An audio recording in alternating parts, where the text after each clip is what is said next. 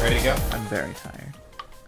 All right, welcome to the GroupThink podcast. Joining us today, once again, is AJ, late of the most recent episode of the Fox Valley Film Critics, as well as Andrew, who has not been on in a while. I was on, episode 8? I think that was what we decided. I think that was the last time I was on, too. It might have been 3, because I think it was the Plug-in Trump episode. I think it was 8. I don't know. Maybe 3. I don't know. I can't remember. Plug-in Trump and Shirtless Dudes. That was the one. Definitely on that one. Which is weirdly the most popular episode of the show. Yes. It has 200 views. Nice. 200? Yeah, all the other ones barely break 10. It's probably because you name-dropped Trump. Yeah, there's a shirtless Trump image in the title. That's guaranteed views. Guaranteed views, 100%. Did you just put Donald Trump's head on Putin's body? No. Because I certainly did in my head. That's a horrifying image. Yeah, put Donald Trump's head on Putin's body when he's riding the bear. Well, yeah. That's just. I just assumed that was a given. It probably was a given. I just wanted to make sure that everyone knew. I forgot my phone. I'll be right back. For the listeners at home, bear was included. Okay. There was implied bear. Implied bear.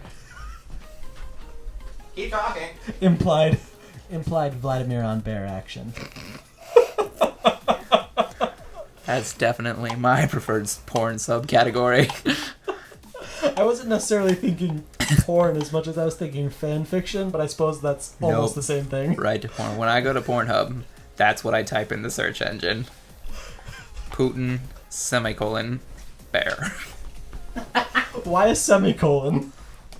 You're not turned on by semicolons? And we learned more about AJ this day than I ever wanted to. See, I'm personally more turned on by the division sign. Mm. That's a lucky line. It's true. It's true. Good lord. Then again, with plus and multiplication, you get 2 of them. But no dots. No dots. I'm all about them dots. Yeah. All about them black dots. I get that. A lot of guys are. Yeah. Shifting from one plane of reality, we go from sex into comic books. And just lets us freeform. Yeah. This is a crap posing podcast. Immediately to Pornhub. This is. Oh man. It's ironic because I've never been on Pornhub in my life. You and Tom apparently. Franklin? Yeah. Thomas hasn't? He had a great episode where he came on one day when all my normal guy friends were here, and he's like, you know what? I never watched porn once, and the room went quiet. Me too. I'm quite proud of that, actually. It says a lot about my friends, I guess. Yeah. I just spend too much of my time on the internet, so that's really the crux of the issue here. Never use Tumblr, kids. Yeah, you find horrible things in everyone's list. Yeah, I haven't done much with Tumblr. Maybe I should. You're a pure soul, don't. Well, there are some words that could be used to describe me. Pure, I wouldn't think would be one of them. Tumblr makes everything worse. Well, it's so true. Tumblr, in theory, Tumblr is kind of cool, but then, in practice, everything is awful after Tumblr touches it. Gosh, it's so true. It's the reverse Midas touch. Everything they touch turns to poop. I know the founder of Tumblr publicly apologized for creating the site at one point. So yeah. Sadim touch. Well, there's the creator of Twitter who apologized for creating Twitter. So I mean that's fair too. Well, he's just mad that his side lost the election. I was gonna say I think that probably has more to do with politics than a genuine apology for anything. Yeah, I mean I get what he's kind of saying, but honestly, Twitter is terrible enough regardless of who ends up winning an election. Yeah. So. Well, and plus, I mean, it's Twitter wouldn't have changed what he said, and ultimately he got elected. There would have been another platform. It would have been Tom apologizing for MySpace. Right? Yeah, exactly.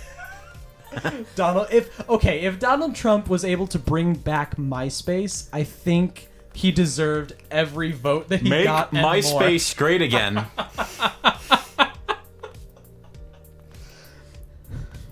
gonna bring back all the profiles that have been exported to Facebook. Who is MySpace still active at this point? I don't think Oh, yeah. so. Like, Well, I think didn't it like just drastically change into something completely different?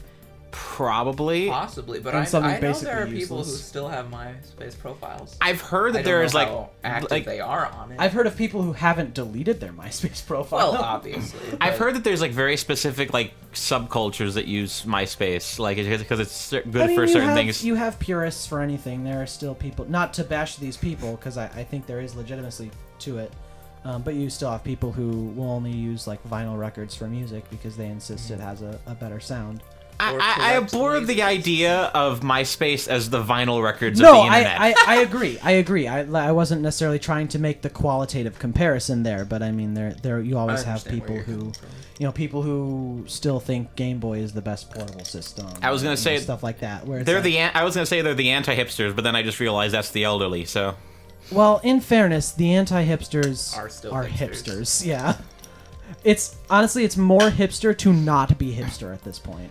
well, anti-hipster would be you are like years behind the curve. So Oh, okay, I see. You're not necessarily saying like against hips. Okay, well, see. well, in my analogy, I So would I'm say, an anti-hipster is basically what I'm. I think everybody has a different definition of what as I hipster said, is. the That's fair. anti-hipster is just an elderly person who doesn't know how to use anything. So Yeah, no, that sounds that it basically describes me. A few loose definitions here and there, specifically with the word elderly, but I'm an old white man trapped in a young white man's body. that's Can I get basically any, what it get, is.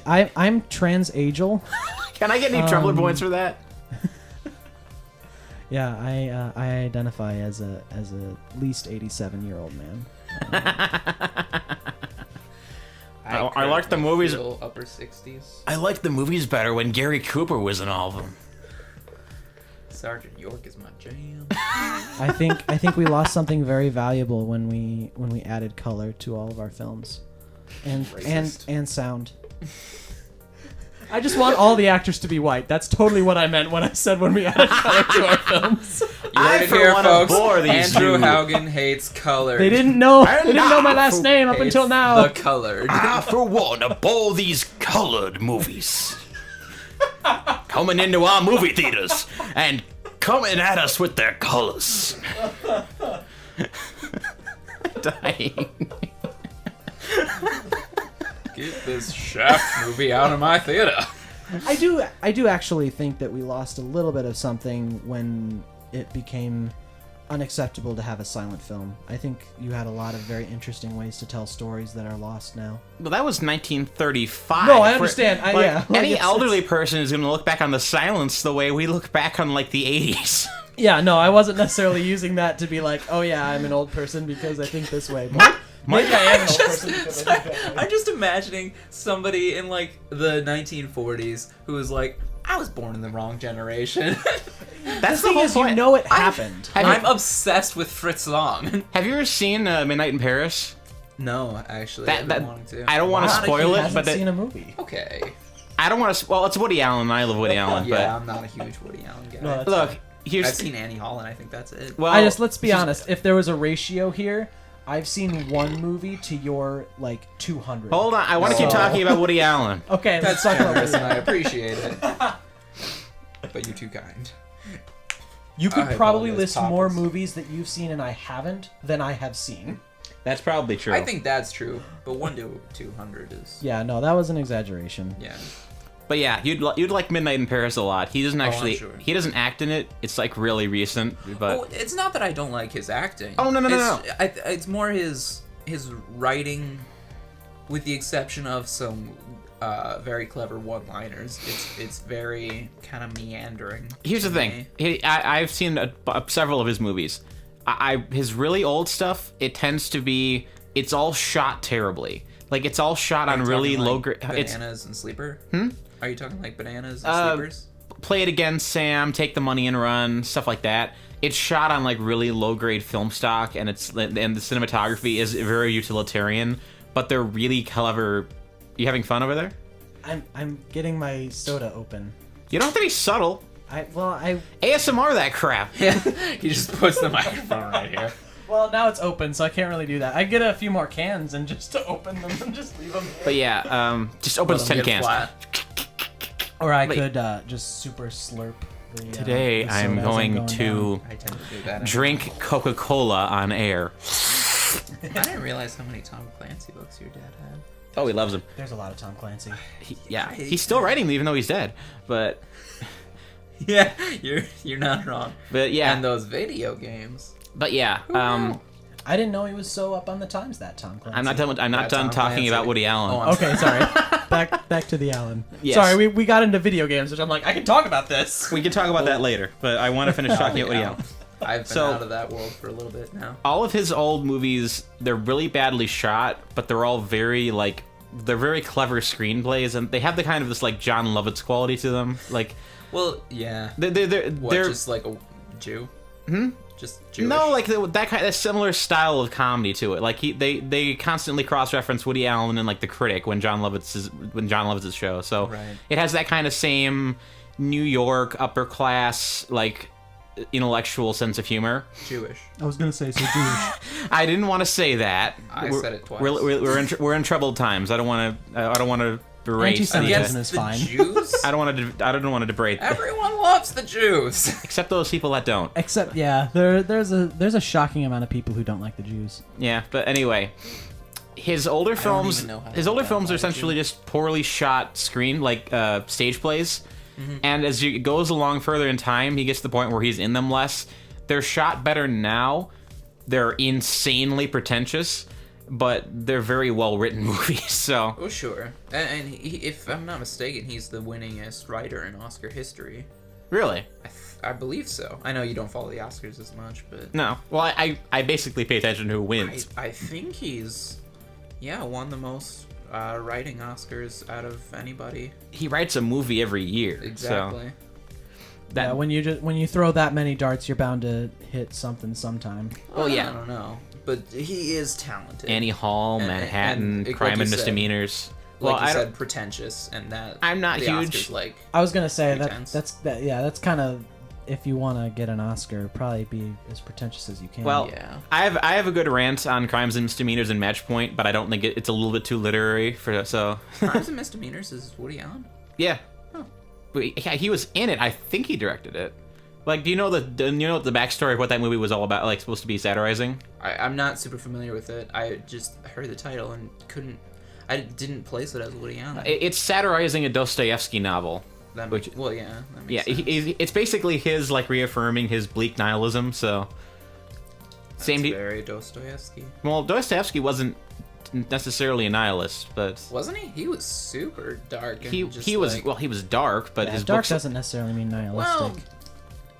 It's I Dostoevsky suppose. argument on the GroupThink podcast. I'm Nihilism not as is well versed as is I would like to be on fairly Dostoevsky. Dostoevsky- specific.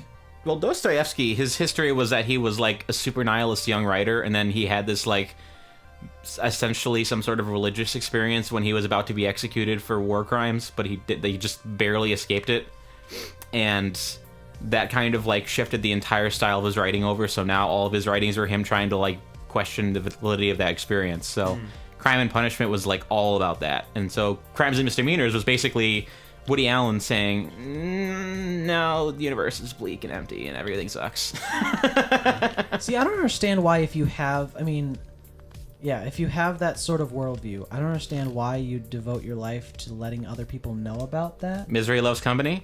I guess. I just, because to me, maybe this is just my sort of sick mind, but I'm like, if you really think that way, just off yourself. If Like, the what's bleak, the if the point? nihilists of the internet would like to address their complaints, Andrew's phone number is I just think it's nihilists like to travel in packs. Yeah. That's a fact of nature.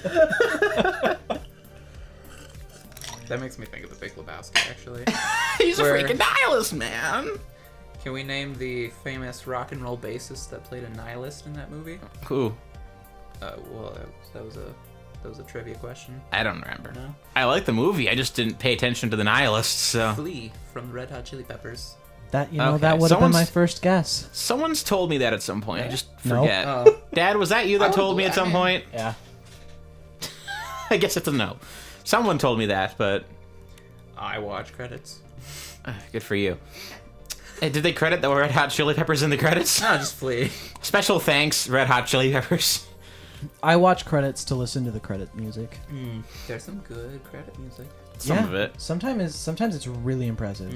Anyway, And then sometimes you have Guardians of the Galaxy 2's. Speaking of good music, and the transitioning over to what's supposed to be our official topic. Oh, okay. Well played. Woo, hey. Remember what they chose as their... Well, I was talking about the original song that they had for the thing. I thought it was kind of weird and misplaced. What was it? It was sort of like a kind of a more jazzed up remix of the Guardians theme with lyrics. Oh, it wasn't a song? In the new one? In the new one, yeah. Oh, that was the David Hasselhoff cover. Yeah. And I love that it was David Hasselhoff.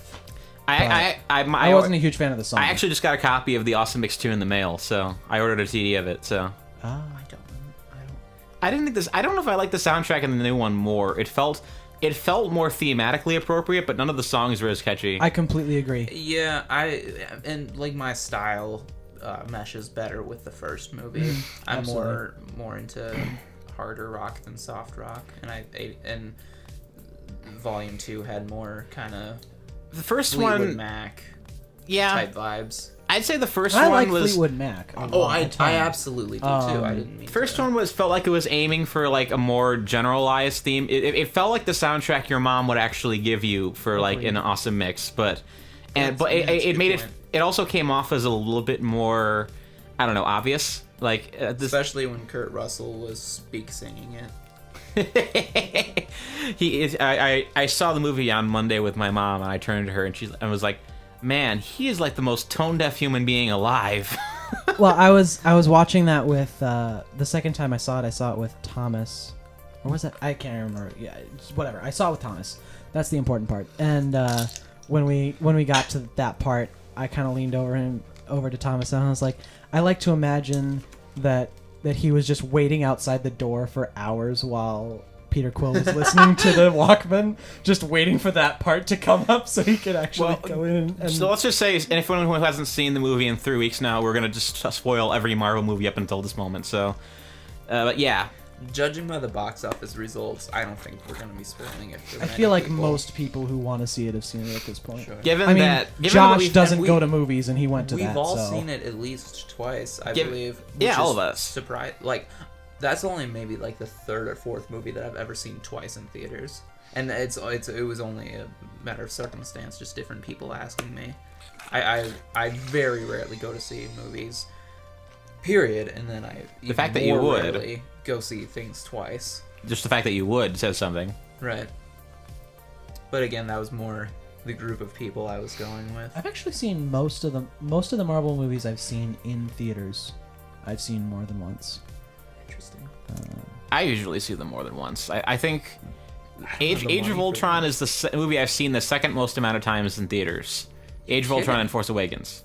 Well, I was in a weird place when Age of Ultron came out. I was kind of like vacillating and trying to figure it out because when I first... That's when I try to save my money. Well, I wanted to be the guy who went into Age of Ultron completely vindicated that this was going to be like the next huge Avengers movie.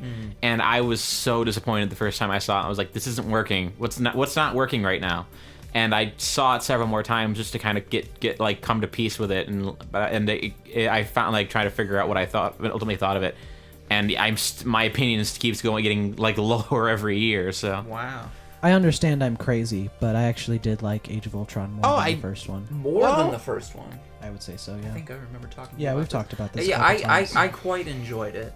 I don't saw hate it the it. one time in the theater, and I quite enjoyed it. But the first Avengers is. I think to me, I can remove myself fairly well from certain things, and so to a large extent, I can kind of remove myself from the novelty of the first Avengers movie. Yeah. I only started getting into superheroes and superhero movies probably a year or less before the first Avengers came out. Okay. So it didn't seem like a novelty to me when I saw that. That seems for a lot of counter to me. It seems like if you had just recently gotten into superhero movies, it would almost seem just the concept itself would seem more of a novelty than. No, I think well, what I'm coming from is a lot of people came into that saying, like, this has never been seen on screen before. I've been waiting my whole life. People who had been reading comic books, through the 90s and grew up, when saw the first X-Men in theaters in 2000, and, like, which ushered in this new age of comic book movies, they never imagined that the Avengers would come out. So that, that was just the climax of everything they'd been waiting for. I was fairly new to this whole world. And so I just saw it as, like, this is amazing. This is as a movie, not even as, like, a dream fulfiller. Yeah, I wasn't even necessarily. I was more just because for me, I didn't really see them in theaters, but I mean, I was aware of superhero movies for X-Men and Spider-Man and all those things, and well, not all of them, obviously. Before X-Men, when comic book movies tended to be less quality. Yeah, for the most part, yeah. That the early 2000 pre-Dark Knight malaise. Yeah. But there were gems in there. X-Men, X2, Spider-Man 2. Well, I either Spider-Man 3. I love Sam Raimi Spider-Man. I love Batman. Daredevil, Elektra, Hulk. Elektra was Punisher. Wow. I don't mind Daredevil that much. Elektra was hard to watch. Daredevil is like right down the line mediocre for me though.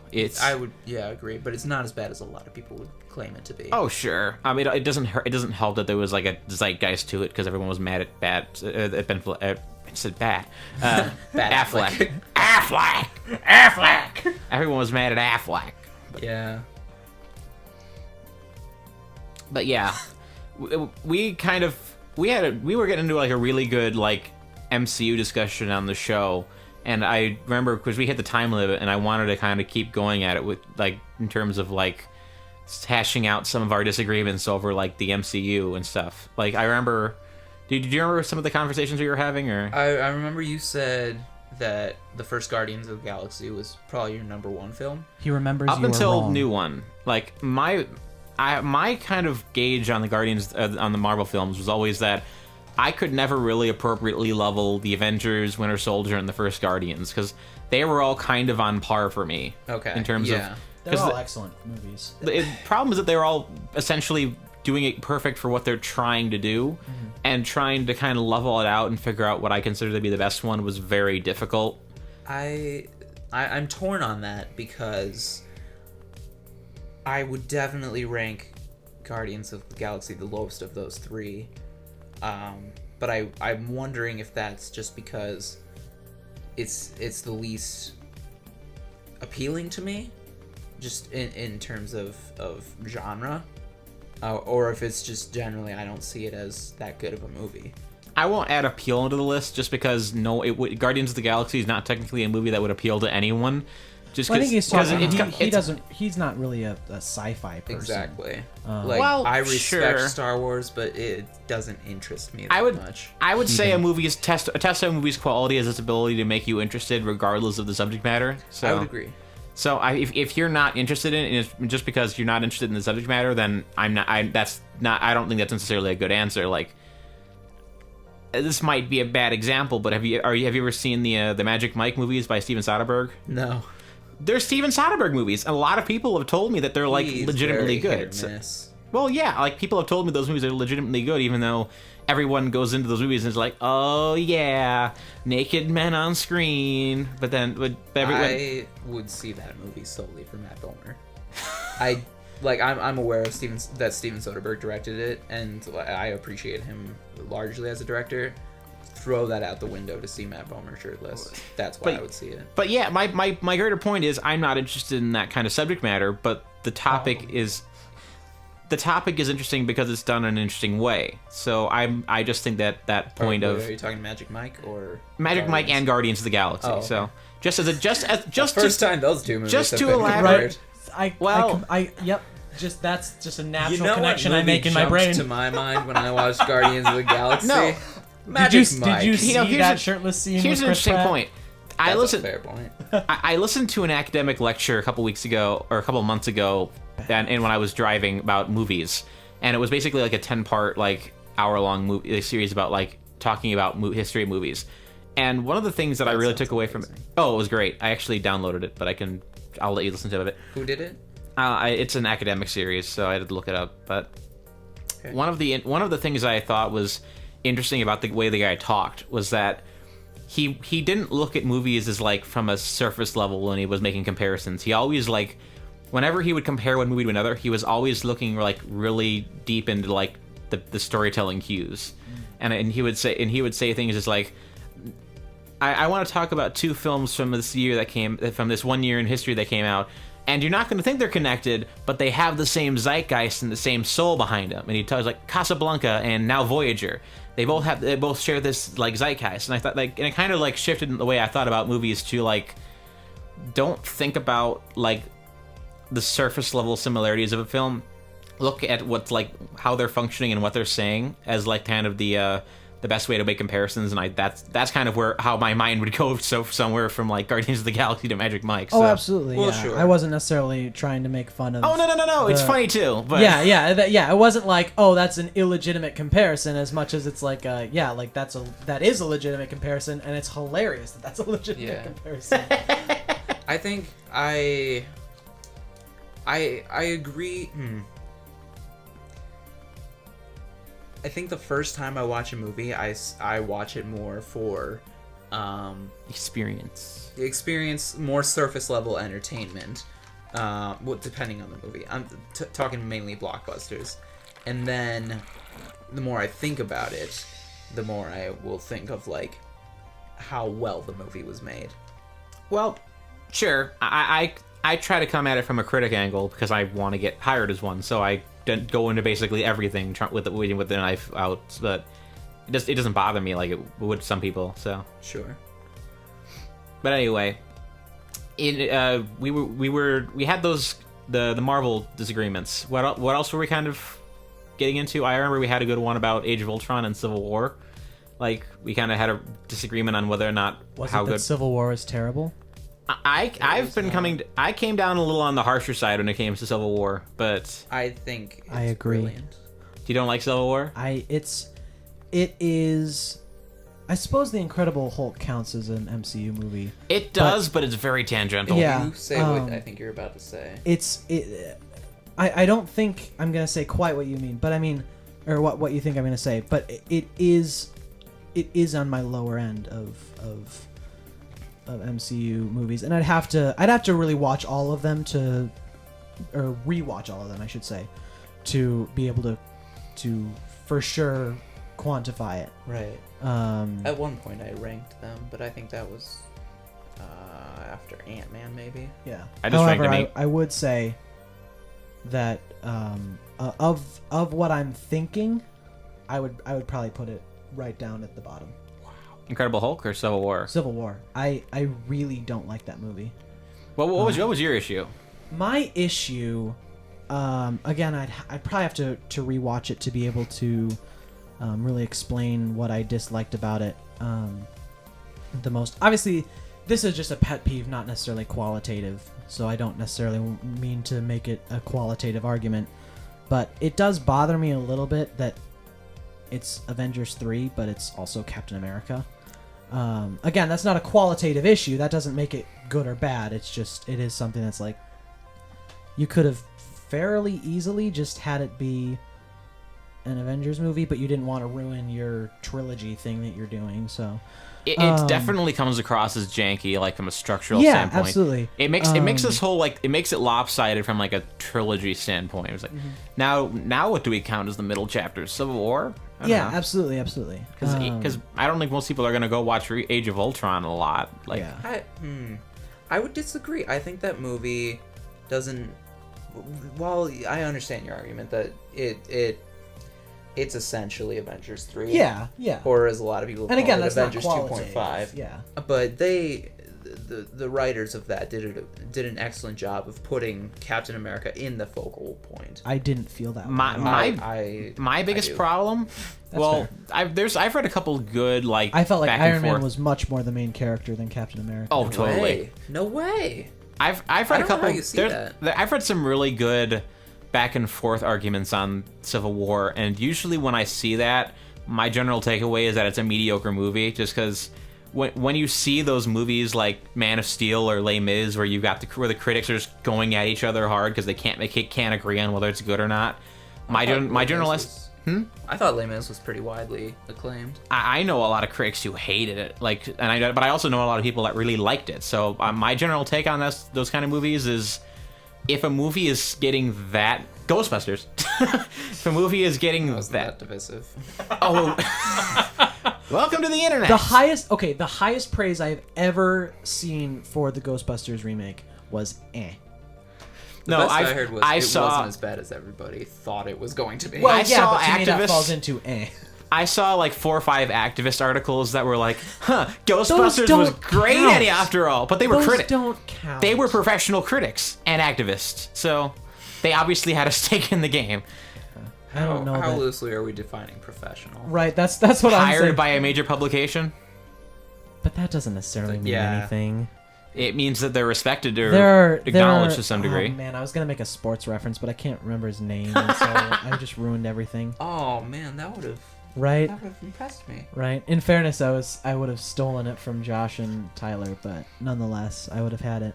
I kind of want to help you out now. But... Yeah, no, I just I this obviously that kind of doesn't have much to do with anything. I am a little bit curious as to how. I don't quite understand how you can come away from Civil War and think of Captain America as kind of the main focal point of that. I agree. That's just really bizarre to me. Well, It follows mostly Iron Man and his crew. I mean, there's a little bit of There's a back big and forth. segment of the second act where he does not have any screen time. Like yeah. from well, first of all, it balances both of them well, so you can see both of their sides, which is it's still a Captain impressive. America movie. Yeah.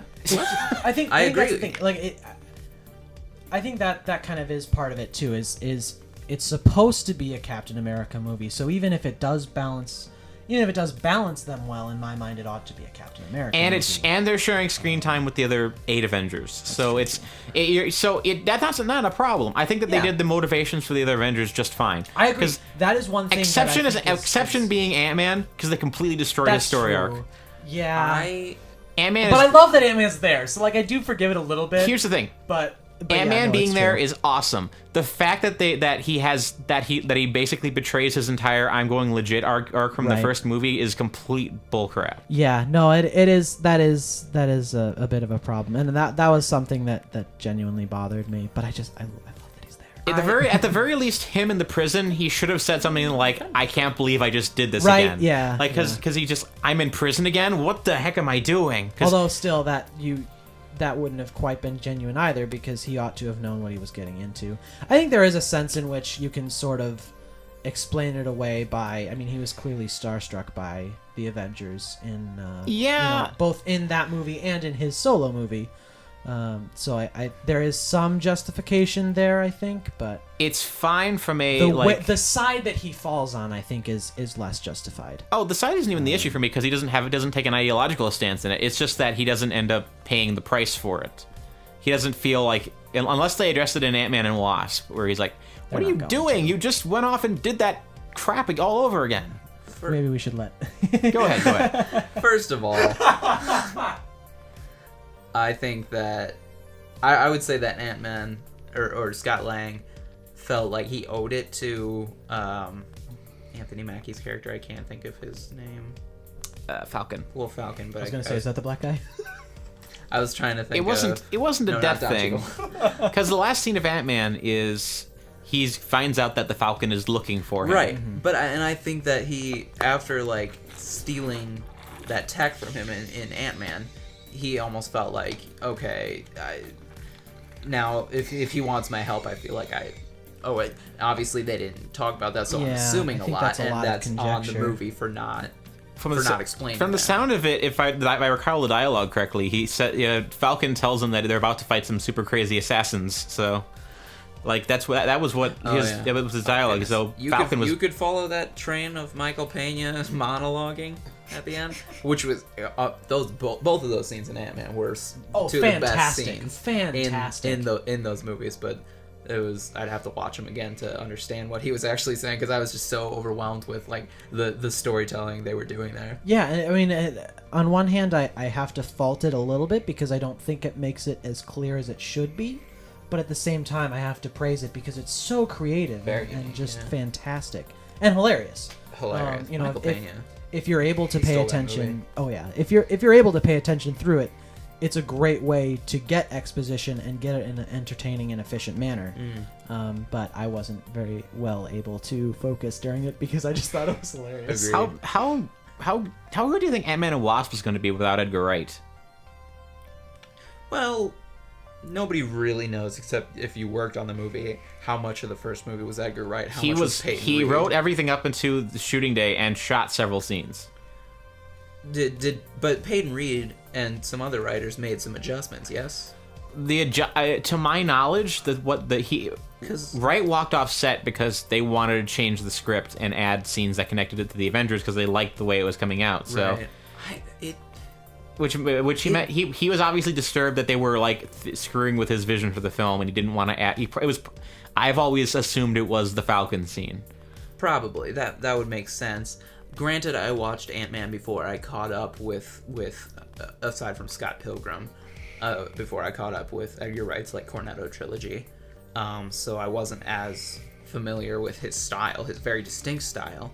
But even now, looking back, I don't think I see his fingerprints on Ant-Man as much as I think I would. So that's why I think Peyton Reed kind of Ant-Man put a lot of his self. So I don't know how much of that movie is Edgar Wright. I think it would be if it would. I think that's just because it doesn't look like an Edgar Wright film. I think if he directed it, it would have had his visual style and it would have felt tonally like one of his films. So. Well, that's what I'm saying is because it didn't have that, I don't think it will feel that different in Ant-Man and Wasp. Okay, we'll say maybe, but. In regards to the Captain America debate... Yes, thank you. I don't think Captain America works in the film all that well, and I really don't think Bucky works. Agreed. We don't learn anything about Bucky, other than the fact that he feels bad. Granted, I don't know how, but they definitely could have done a better job. I think in Winter Soldier, because Winter Soldier, that movie...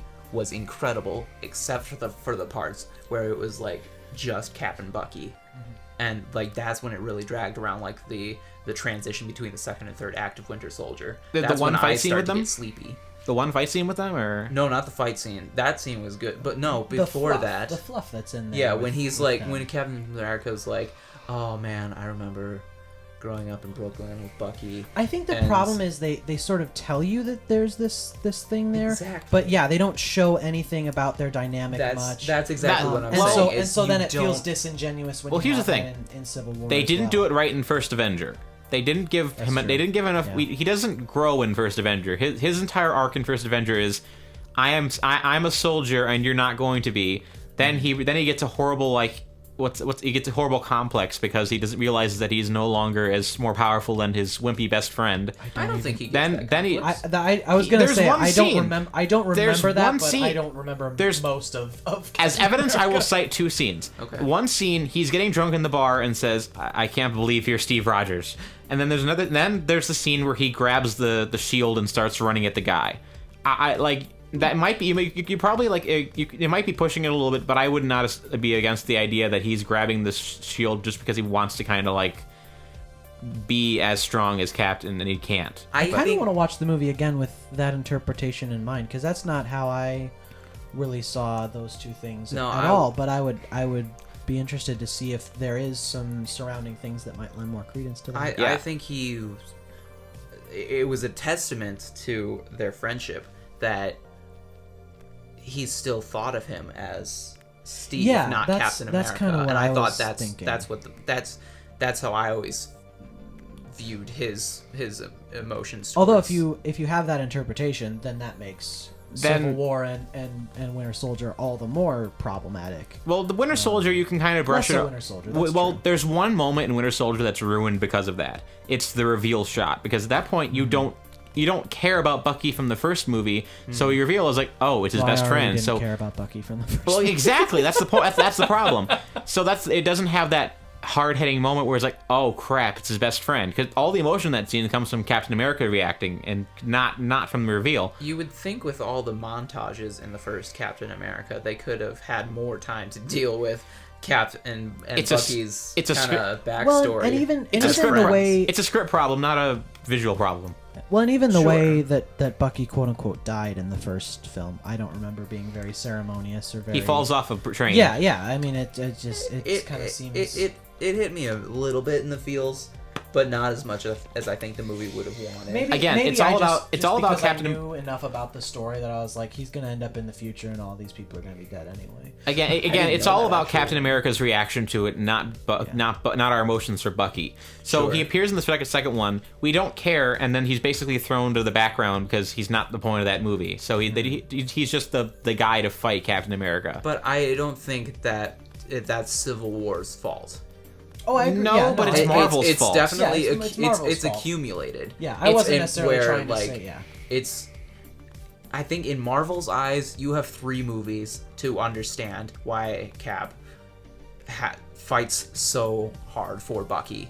And in the audience's eyes, it's like, we haven't gotten enough in these 3 movies to really understand why Captain America is fighting so hard for That's his exactly friends. the problem. However, See, I don't I even know think- how Marvel could come to that conclusion, honestly, with how they treated it. I mean, I could understand maybe some like weird executive at the top of everything being like, yeah, this is fine, but like anybody to me who has any idea about storytelling ought to know that they did not treat Bucky the way they should have to give him any emotional impact. I think the filmmakers really thought that the scene in Winter Soldier that I start to fall asleep in, where he's talking about his backstory, again, like you said, it was talking instead of showing, which is never a way you should tell a story. I think they thought that would work better than it did, and maybe still do, judging by how they treated that relationship in Civil War. However, I've been wanting to say this for a while. Go ahead. Why I think that Civil War is Captain America's movie is almost every scene leading up to the airport fight is with Captain America is explaining or is getting you in his head, telling you why he believes what he believes. You know, whether that's the conversation with Black Widow, or the conversation with Agent 23 at the funeral, or after the funeral, and Agent 23's eulogy at the funeral. Every scene with Captain America, as far as I remember, leading up to the airport scene, is explaining to you why he is fighting for what he's fighting for. Whereas Iron Man pretty much only gets the one scene at the elevator with the guy's mom. And that's just like Counterpoint. And that's Counterpoint to that. We just had our conversation about explaining the emotions versus like showing them visually regarding the first Captain America movie and Bucky. I think I heard a really good idea for the better way to have executed this scene. It's Captain America is skeptical of the idea when he first hears it, and then outright hates it when he finds out it's going to directly impact his relationship with Bucky, which would be a much cleaner version of that idea than what we ended up getting. Would that make sense as a better version of that, or? I don't know if that would make it a better version. I think it does take a lot of times telling us, but I think it also shows us by just Cap's unwavering loyalty, never, or always refusing to believe that Bucky is evil. Yeah, I just think that there's a little bit too much time given. Well, this isn't my original thought, but there's a little bit too much time given in that first act to him being openly resistant to the idea before he has a dramatic reason not to be. I mean, he doesn't like the idea, but he doesn't start. He doesn't. In the movie, he starts like opposing it more actively before anything happens, and then afterward is when he starts. Like he goes full rogue, but in a more clean script, he should not have been reacting as much as he was before he found out about Bucky. So yeah, I'm using hyperbole here, but honestly, I feel like both Iron Man and Captain America's motivations in that movie were garbage. I think the motivation was fine to me. That wasn't the problem. Yeah, I don't know Yeah. how you could Go say ahead. that. Let's hear it. Well, my thought process. Captain America's isn't so much garbage as it is completely divided. He has so many different stances on everything, and ultimately in the movie it does kind of come down to Bucky, but I don't feel like they show that adequately enough. Well, again, the Bucky problem. I Like think he proves that again and again. you were talking about how it's not Civil War's problem that the first two movies didn't do Bucky right. Yeah, no, it's Civil War should have done Bucky right. yeah. Well, and I think it's it did something better where than any of the he was needs arguing. movies. He needs an arc. My issue with Captain America's role in that was a lot of his arguments were arguing more about sort of individual rights, which is fine. Like that's great. I love individual rights. But then his motivation behind everything was Bucky, and so it felt a little bit disingenuous with what he was arguing versus what he was actually sort of fighting for. I do wish he would have the movie would have tied in his history. Yeah. More. So that's kind of what I mean when I think of his motivation as garbage. Not that it's garbage, but that it's a bit more divided than it ought to be. And I don't necessarily think that that's a Bucky problem as much as the film's problem, although the Bucky problem definitely feeds into Bucky is the dramatic thrust of the film. Yeah, absolutely. Because absolutely. Admittedly unearned. That creates a drama problem. But as I said, Bucky needs a story arc throughout these movies. And as with the Ed Brubaker comics, which I own all of and I've read all of, Bucky's arc needs to be about redemption or coming to terms with his past or overcoming his past. And that in his arc, he becomes Captain America as kind of the ultimate expression of that, overcoming that. And I think that's what they're aiming for when they lose Chris Evans. But if they lose Chris Evans, because they're throwing a lot of money at him, so they don't. I don't even know if he's going to survive Infinity War. He might not. I don't know how much more he has on his contract. I honestly wouldn't be crushed by that because I like his. They need to kill off half. They need to kill off half the kid. Well, yeah, but they need to kill off half the cast in Infinity War. They need to do something big to resolve all of the plot that's been happening in in this franchise. Otherwise, if we get to the end of the second Infinity movie and they haven't like cathartically like finished the story of this franchise in a meaningful way, there's gonna be a lot of people who aren't coming back for Avengers 5. You know what I mean? I doubt that, but I agree that if this series is an internal building to a better promise that we're gonna keep pushing down the line, then no one's gonna keep watching it.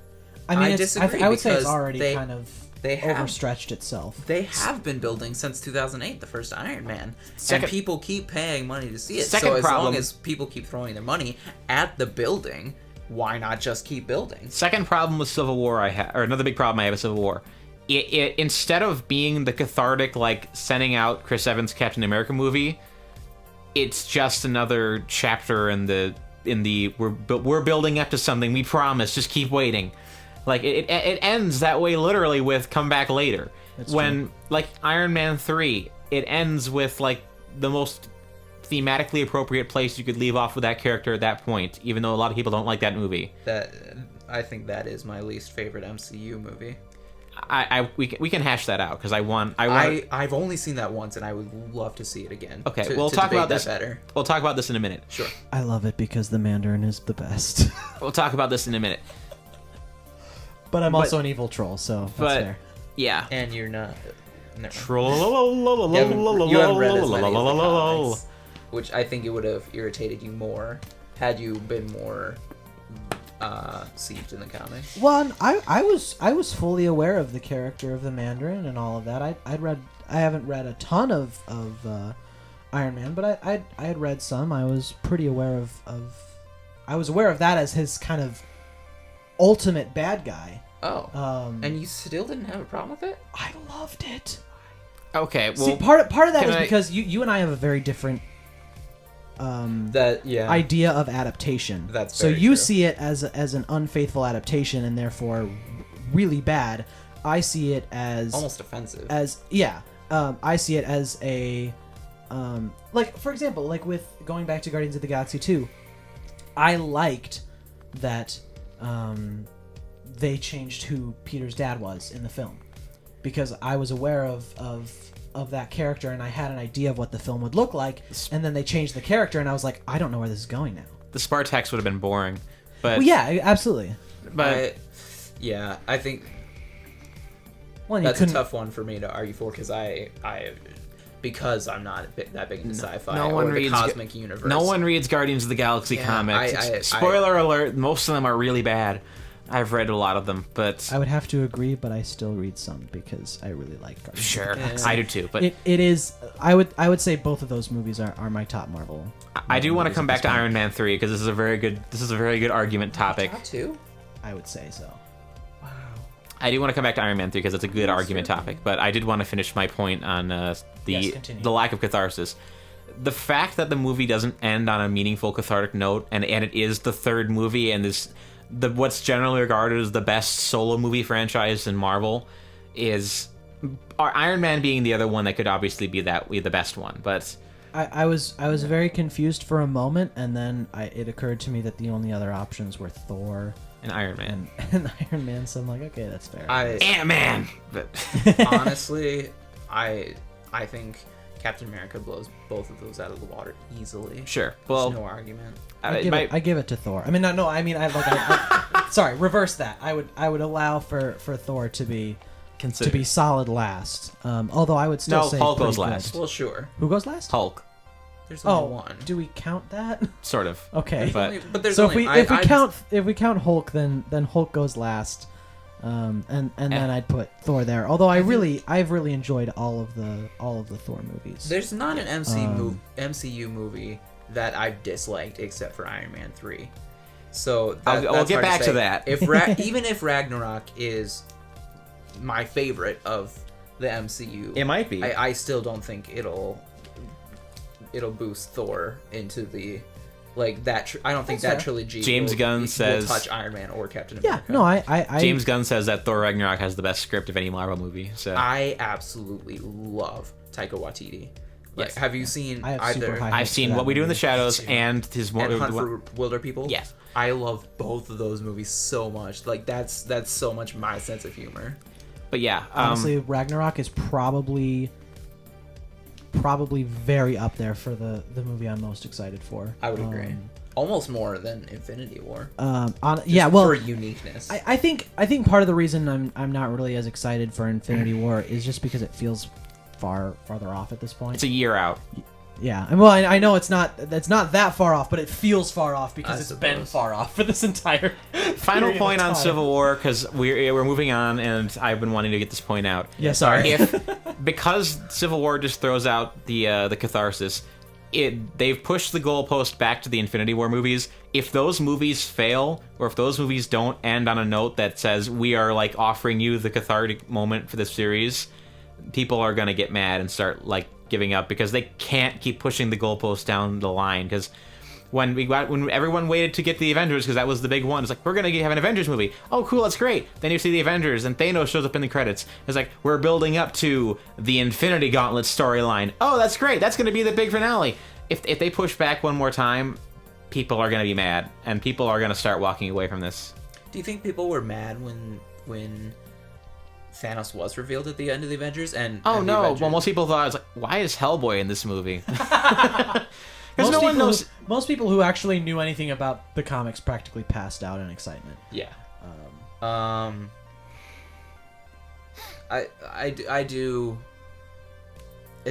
essentially agree with you with that, and I will say the biggest problem I have, I can't say the only problem I have, with Civil War is the very ending, is with Captain America's phone call or like voicemail to Tony Stark. I wish they had taken that out and just left it more dramatically heavy hitting. Everything with and again, to me, Captain America almost killing Iron Man and their relationship being in tatters.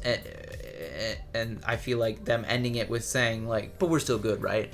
I felt like that was just too soon of a switch. And I think the way they did that scene for me is a huge reason I see Iron Man as much more the main character than Captain America, is because that's, again, to me, your closing argument. That's the closing argument of the movie there, and kind of, even though, Captain America is the one talking, the visual emphasis is on Iron Man there. So yeah, but controversial topics all around. Anyway, Iron Man 3. Iron Man 3. Before we stay on Civil War forever. No, let's go through a couple of these. Like we have some time left, but I wish I was more awake to voice my opinions better. I feel you need more like caffeine? I'm doing that won't help. That'll just keep me up. And it won't wake me up. It'll just keep me up. Jog in place. Jog in place. Yeah, I don't move.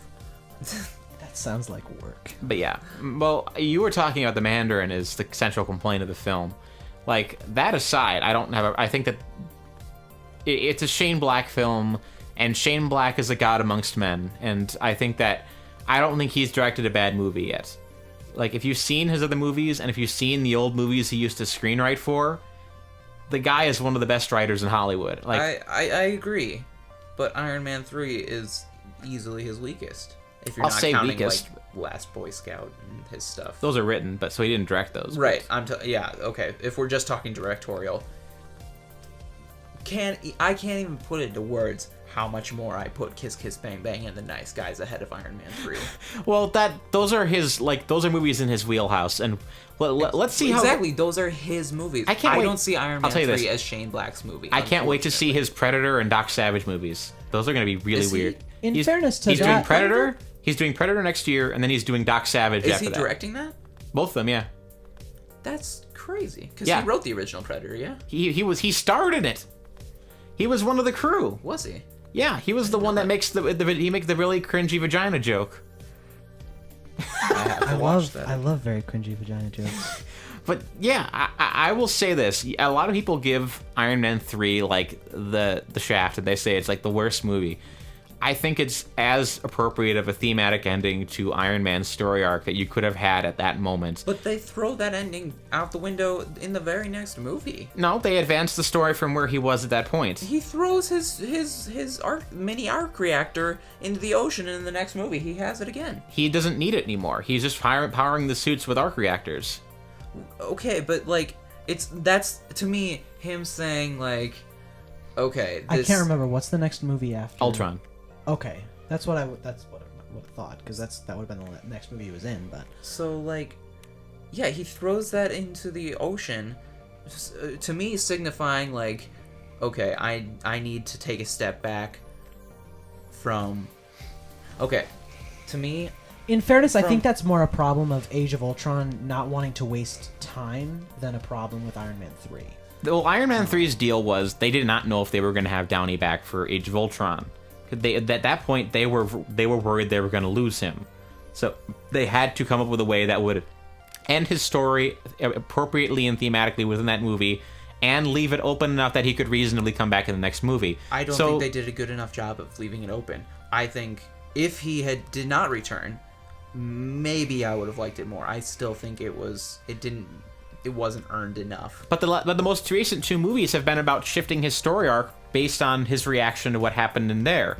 So, but I disagree. They made such a huge switch in my mind from him at the end of Iron Man 3 basically saying, okay, I want to separate myself from quote unquote the Iron Man. And then in the very next in Age of Ultron, he's like, more Iron Man. I'm gonna create Iron Man to save the whole world, to protect the whole world. He's not creating Iron Man though. He's creating Ultron. He and which his is idea essentially is he wants the ultimate Iron Man. Well, think about it. Like, he ends the last movie basically being done being a superhero, and he gets dragged back into it by Hydra, and his first immediate thing he tries to do is to create something that's supposed to surpass the superheroes. Let me rephrase. It's more him saying, I'm done being obsessed with this idea of the Iron Man, and then the next time you see him, he's more obsessed than ever. In Ultron? Yes. He's not obsessed with the Iron Man in Ultron. He's obsessed with creating this Iron Army. He creates the army, but that doesn't have to do with any sort of introspective desire to create Iron Man suits like it was in Ultron. He creates the Iron Legion specifically as a means for helping people and the aftermath of Avengers battles. Well, that's exactly. I mean, he created the Iron Man suit to help people, primarily himself, but then to help people. It wasn't purely selfish, his desire to create these Iron Man suits, but it did take over his life, and in the Iron Man at the end of Iron Man 3, it seemed like he was signifying, I'm done letting this take over my life. I want to restore my relationship with humans, with Pepper, with Happy. And which is exactly where he was at the beginning of Ultron. No, it was the exact opposite. He was to me more than ever more focused on creating these suits for a higher purpose. I felt like he creates different. Ultron for the higher purpose, but the difference was in Iron Man 3, he's creating the suits out of a desire to plan for every possible scenario out of his paranoia and post-traumatic stress disorder brought on by his battle with the Avengers. Because you're a snobby Chitauri, yeah. Yeah, you're a snobby celebrity intellectual. He just went through a battle that saw 400 people get killed. Now he's got severe PTSD, and he starts creating all these suits out of essentially paranoia. So he destroys the suits, and he gets to the point where he can now start thinking about moving on with his life, at which point he starts trying to think of something that could replace him so that he can feel comfortable moving on. I think if you separated those two, they would work perfectly. His desire to, find a happy medium of his paranoia and his, people skills, I guess. And, in Age of Ultron and the end of Iron Man 3, where it's him, I think, almost like Iron Man 3 was him saying, this paranoia isn't getting me anywhere. It's just ruining my life, so I'm just gonna be done. I felt like at the Iron Man 3, I can't talk. The end of Iron Man 3, he was saying, this isn't driving my life anymore. I'm not paranoid anymore. He felt healed. I guess that's how I'm saying. He felt Iron Man 3 wrapped up his storyline as he was more mentally in a better place than ever, and at the beginning of Age of Ultron, he was in the worst mental state we've seen him, which is brought upon by his vision, by the Scarlet Witch vision. Oh, okay, yes. But that just one inciting incident between those two. If Iron Man 3, I guess I'm saying that Iron Man 3 feels so disjointed from the rest of the MCU. In what sense? In the sense that it feels like the MCU itself is just kind of canceling out that movie. It's just saying we don't like what we did with that, so we're just gonna move on from it. Well, that's Marvel. Marvel has a good habit of taking people's reaction to the movies and kind of working off of it. People don't like Iron Man 2, so we move the assassination storyline into the background of the Captain America movies, and stuff like that, where people don't like the ideas they're going with, so they shift where their ultimate goal is, and then they kind of move their ideas into the movies. But it never seemed as blatant to me. I think that's between those two movies. Well, that would have been intentional from the pre-production stage. So I don't know. I think it works very well thematically, like from his Tony Stark's growth as a character from beginning first Iron Man up until now with Homecoming. So I do think that Iron Man 3 is definitely disjointed from Age of Ultron. I don't think it's quite to the degree that you're arguing, but that just could be what's natural, because generally when you're arguing with someone, you take the more extreme position. Sure. I do think there is some disjointedness. It is something that I could kind of wrap my... It's something where if you understand that they didn't necessarily know if they would have Downey again, then you could say, okay, there are some in-universe things that we could say these are different things. Because I think his attitude, even when he is creating the other robots, his attitude is a little bit different. He's certainly less of a control freak.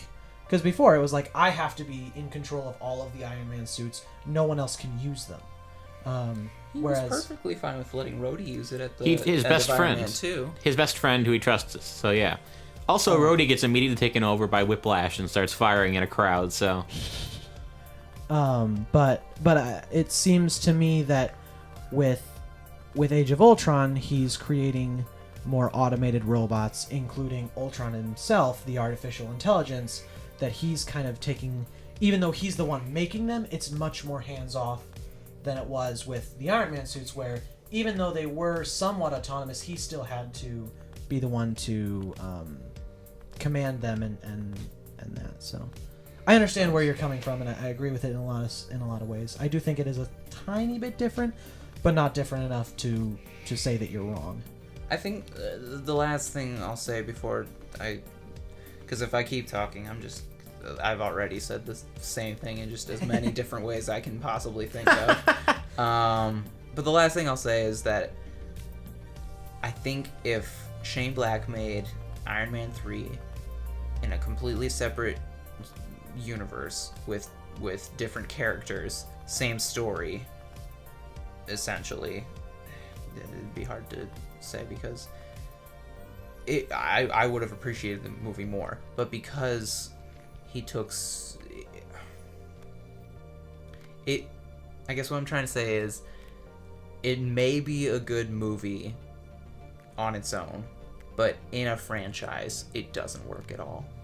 I'll tell you what, I would say in that franchise, in the MCU, I don't think it works very well. I think in Iron Man, in the Iron Man arc, it works pretty well. In the MCU arc, I would agree that it does stand out as a little bit inconsistent.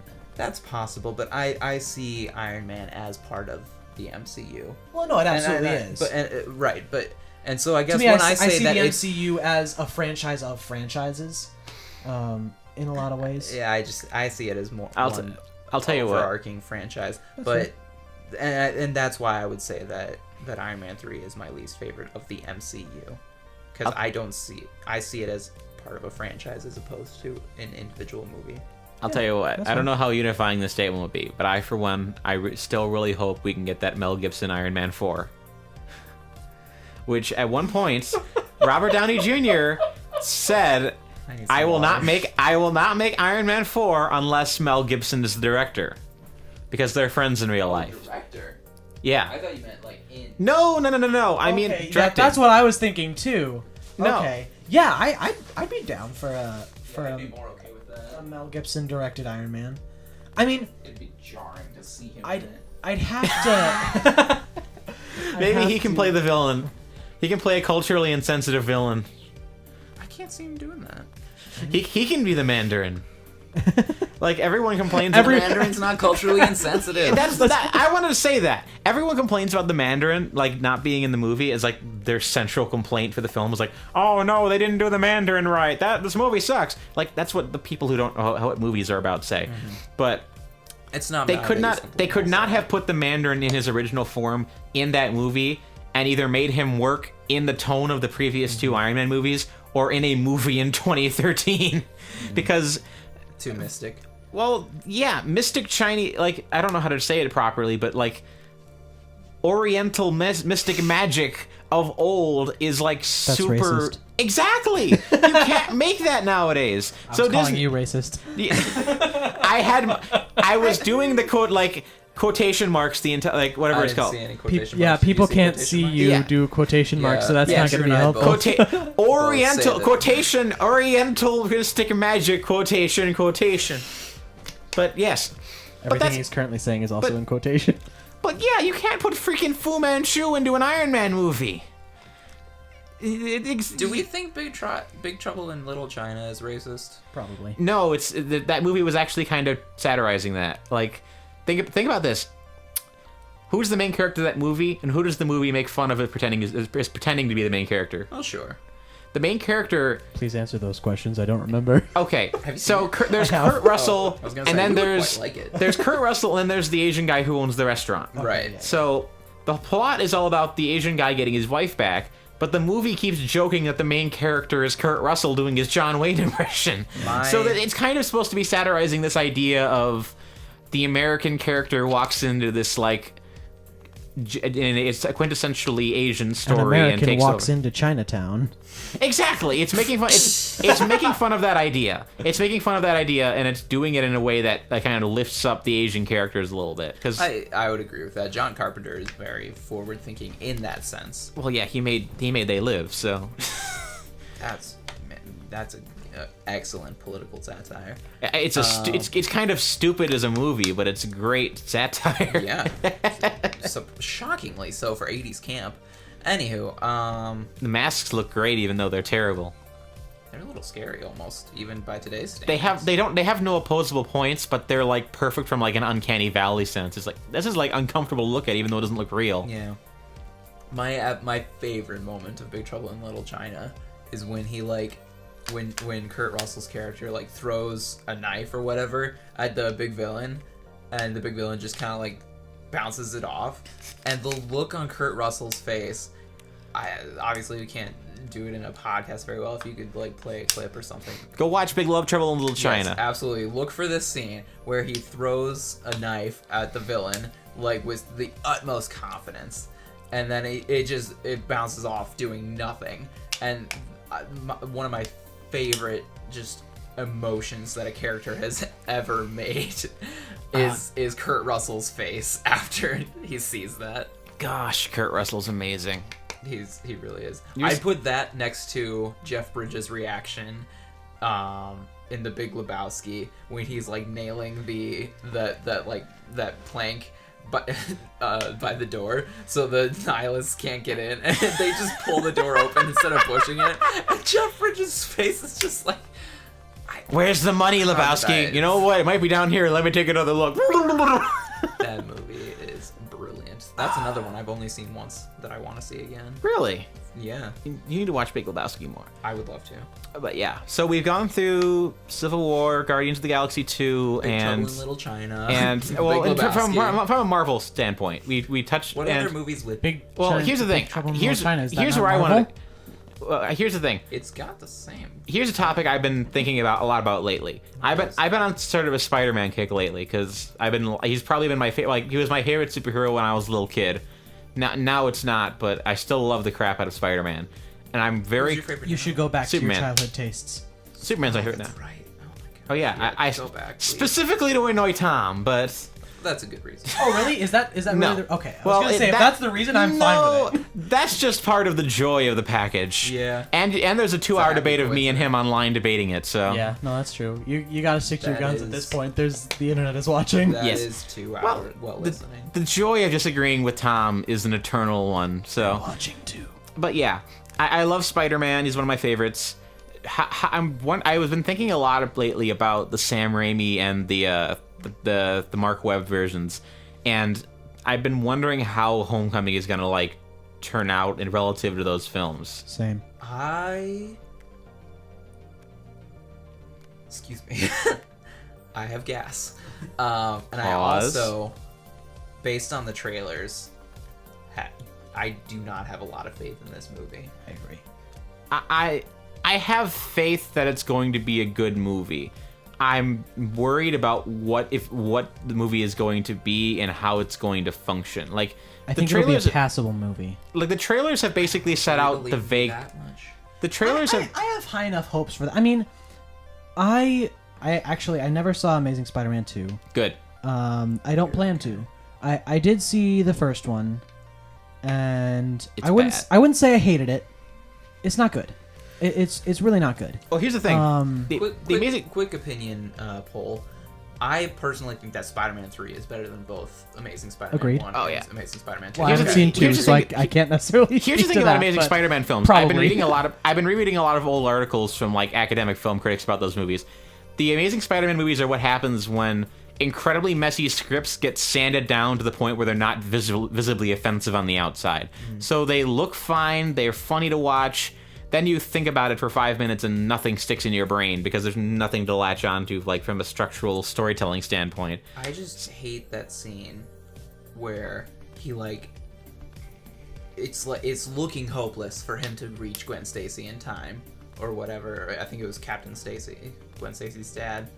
And it's just like, man, there's no way I can swing across this massive street with buildings on both sides. But you know what will help?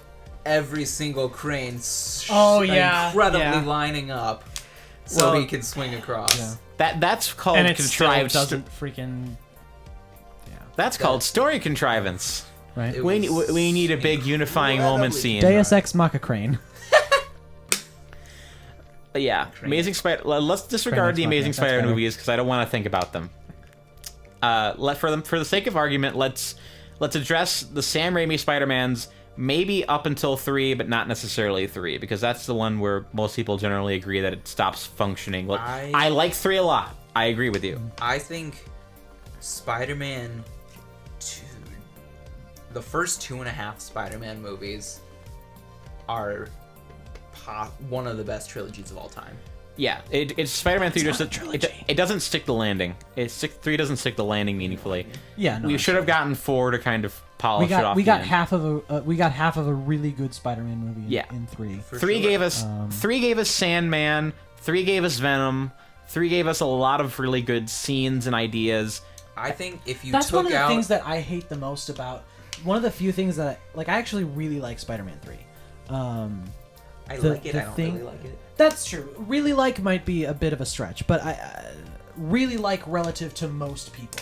Because most people I hear are just like, that's an That abomination. ruined Yeah, Spider-Man. yeah, like it's like, Technically it did, but, I mean, in a way it did. but only because people took that opinion. Yeah, but I did very much enjoy that movie.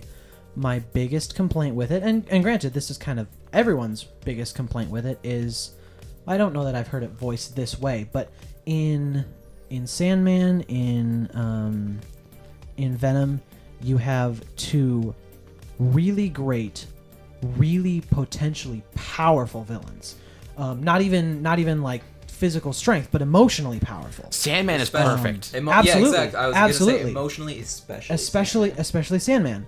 With the But the exception fact that they crammed those 2 into one movie weakened both of them irreparably. It was supposed to be Vulture. It was supposed to be Vulture and Sandman.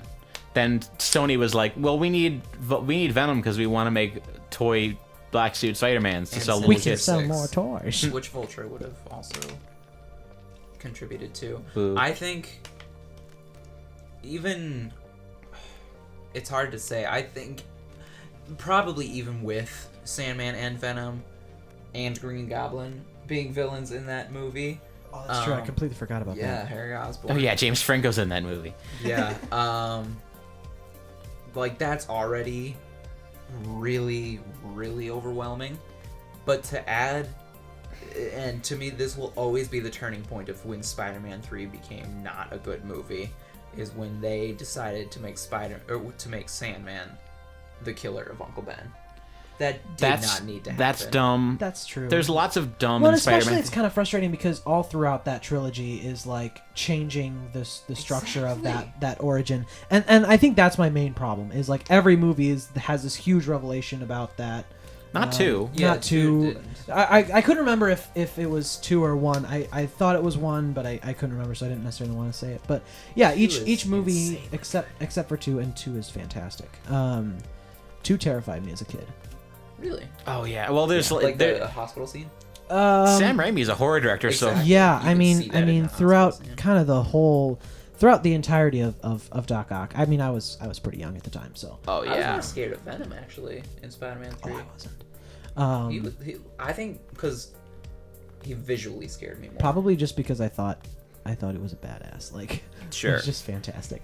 Let's kind of wrap up and move on to Homecoming, so you can finish your points.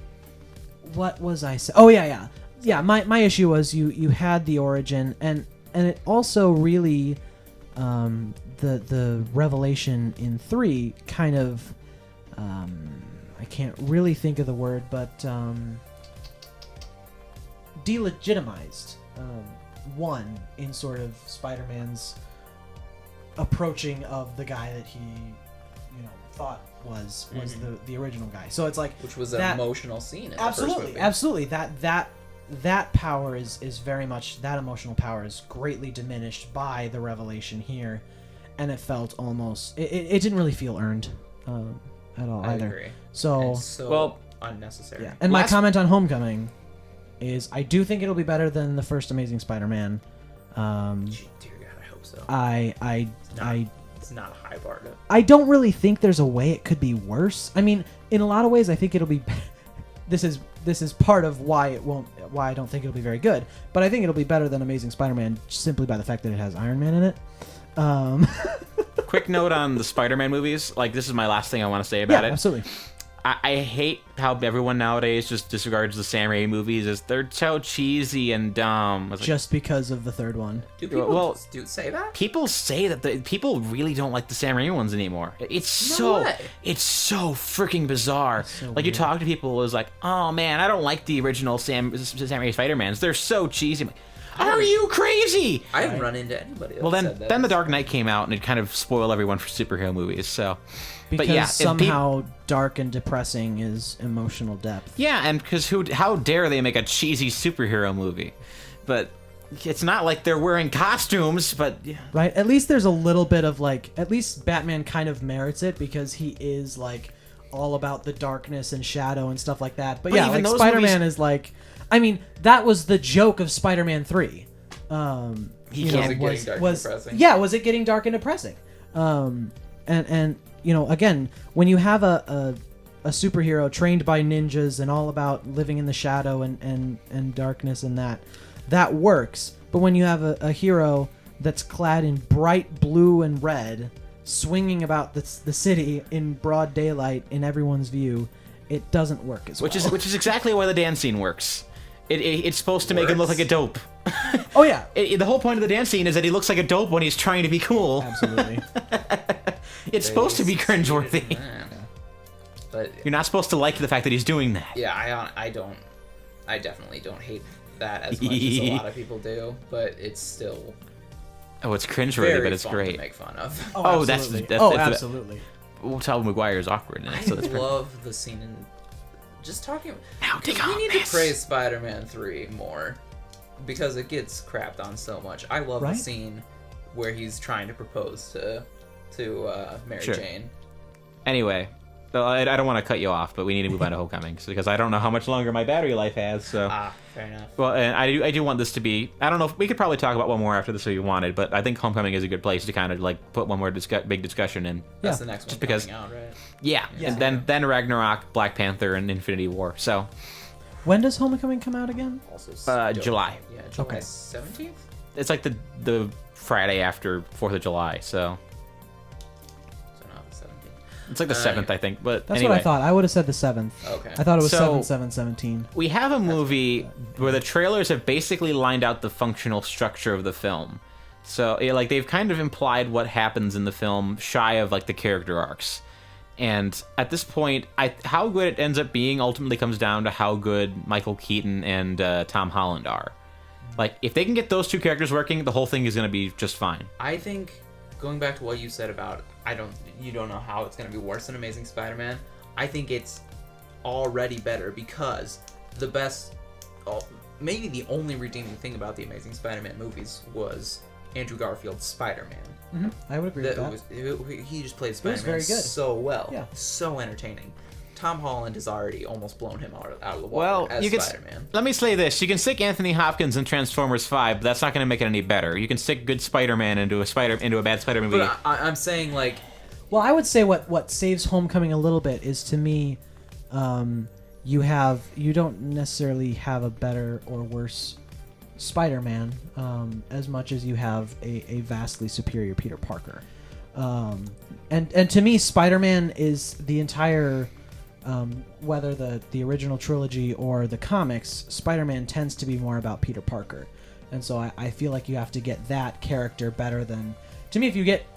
That was my thing with the original Spider-Man trilogy. I didn't think that Tobey Maguire was a great Spider-Man. I thought he was a pretty good Peter Parker. That's what a lot of people will say.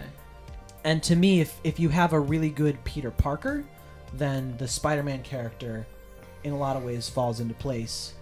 Because I think he's subordinate to Peter Parker. He didn't really have the humor in the Sam Raimi. I've said this before. Sam Raimi's movies are based on on Silver Age Spider-Man, and it matches the tone of those very well in terms of how they portrayed Peter. So he's obviously partial to those. Preppy. Hmm? That's very preppy. Yeah. So people in regards to him not being quippy, it works perfectly fine for what he was going for, especially if you've read the material, which I have. So, but in regards to the new one, I think that he perfectly fine Peter Parker and Spider-Man. Like, I don't think that's going to be the issue that breaks this down. I just think it's going to be a character execution problem. Like, so I'm glad that they have an idea going into it. Like, they said that they want this to be an 80s-esque Breakfast Club style comedy movie. Which I'm not really seeing that much from the trailers. There's a lot of high school stuff. Like, this actually might be the first ground level Marvel movie. All they're saying is the Breakfast Club just high school to them? I mean, well, just that idea of like we're gonna do like a ground level. This might actually be the first like ground level Marvel movie. Like, just in terms of like a superhero that's like just living in a city as opposed to being like a rich multimillionaire or a space alien. But that's true. So I guess the contrast is gonna be. It's going to be Peter Parker as a poor kid living in Queens. Man. Well, yeah, but he still had the, like, very shortly into the film, he had the suit and sort of he's hanging here's the difference. Ant-Man is hanging out at mansions working with technology and fighting corporations. Spider-Man when I say ground level, I mean like Daredevil with an alibi. Daredevil-esque or living ego.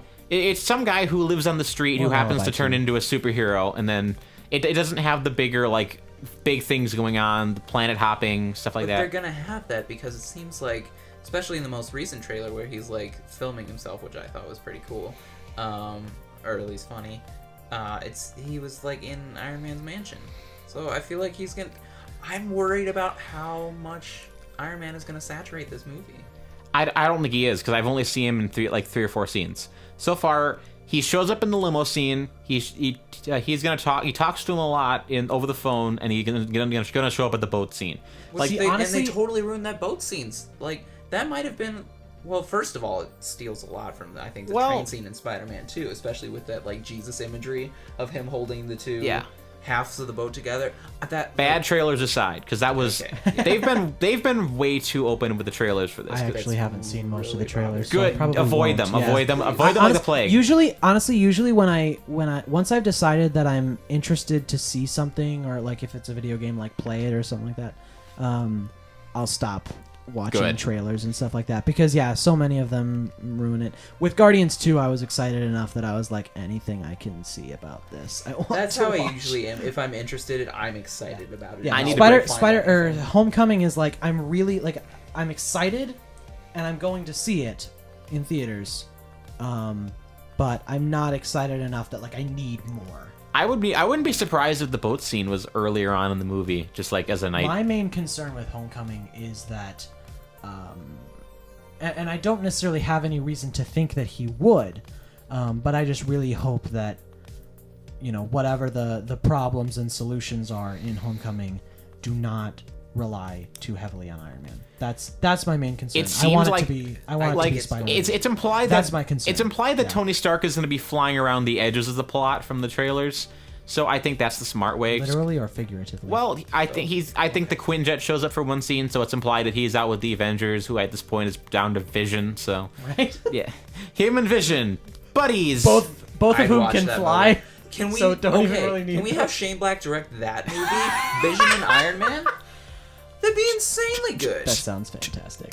Not even necessarily about the director. Just a buddy cop film No, with Vision and Iron Man. Like, imagine the dynamic in Kiss Kiss Bang Bang between Val Kilmer and Robert Downey Jr. You've already got Robert Downey Jr. Vision would be a perfect foil to him. Wow. That Shane is- Black, that is are you true. listening? Paul Bettany. Obviously. Freaking Paul Bettany. You know, what you said, this gets like upwards of 10 in general, except when we mentioned Donald Trump. I bet he's in those 10. Or if not, we can just mention Donald Trump a few Yeah. times. and Donald Trump is... Then he'll certainly We be in already those did it. 200. Donald Trump That's watched true. my In a podcast porn contest. 200 times. He was ego surfing. Wait, that's only if you said don't anything positive disbelieve about him. that. He was shirtless. He wanted to see That- how these teenagers from Chicago were talking I about. was gonna say, does he not know what he looks like shirtless? I don't look. He doesn't look down. Make Donald Trump's stomach great again. Anyway, Again? we don't know how fit he's been. I don't know. He looked slimmer back in the day. Not by Home too Alone much, but 2. Just because he was younger. But Spider-Man. Sorry. But yeah, Donald Trump is Spider-Man. no. Like as I said, I That makes no sense. Spirit- Donald like, Trump is Iron Man. emotionally, I really want this movie to be really good. Like, I think we all do. it would like crush me if this one got bad. Like, I don't know. Like any bad movie is a bad experience, but like Sure. It'll just- crush me more if either Thor Ragnarok or Black Panther are bad. well, yeah. I have less hopes Black for, Panther for has Black a lot. Panther, but that's just because I don't know much about it. It's the director has a lot riding on it. So Yeah, Ryan Coogler, right? Ryan Coogler. Ryan Coogler, And Blade of I Creed. couldn't remember if it was Ryan Coogler or F. Gary Gray. F. Gary Gray is busy making Fast and the Furious movies right now. So Excuse me. I haven't seen any of those, but I really want to. Fast and Furious. Yeah, the fate of the Furious yourself. looked really fun. I'd say watch 6. I mean, maybe watch 6? Yeah, you don't need plot. No, I'm not saying like, oh, you can't jump into a series. Like, I'm saying Although I am saying that. Maybe watch 1 and I- then skip to 6. I actually watched. I was planning on watching all of them leading up to 7, which is the only I one did. I've seen in theaters. But I ended up skipping 3 and 4, which I still haven't seen. 3, they're disposable. They're not good. Like They're all disposable. well, some more than others. Like 6 and 7 are like legitimately the only funny. franchise But You like more 6 more than expendable is the Expendables. I saw 5 once. I need to rewatch it. What? I said the only franchise more expendable is the Expendables. I've heard 1 or 2 people out like that as those I movies. quite So like the second Expendables movie. I haven't I've heard seen any I've of heard them. the Expendables movies are fun if you watch them from the perspective of like 80s schlock.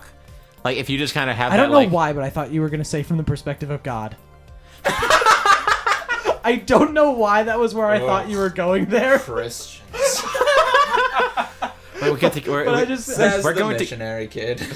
No, I was thinking what we do in the shadows is like we need to keep police out, otherwise they'll bring Christians, and we don't need any more of those in here. I love that movie. Have you seen those? I don't think so.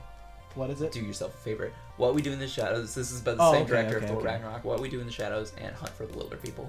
Okay. I think Especially Shadows. That one's I will say going Wilder to People's great, but I going love back to Shadows Marvel more. and Thor Ragnarok. Oh yeah, sure. I probably get more joy out of seeing Tom Hiddleston than I should.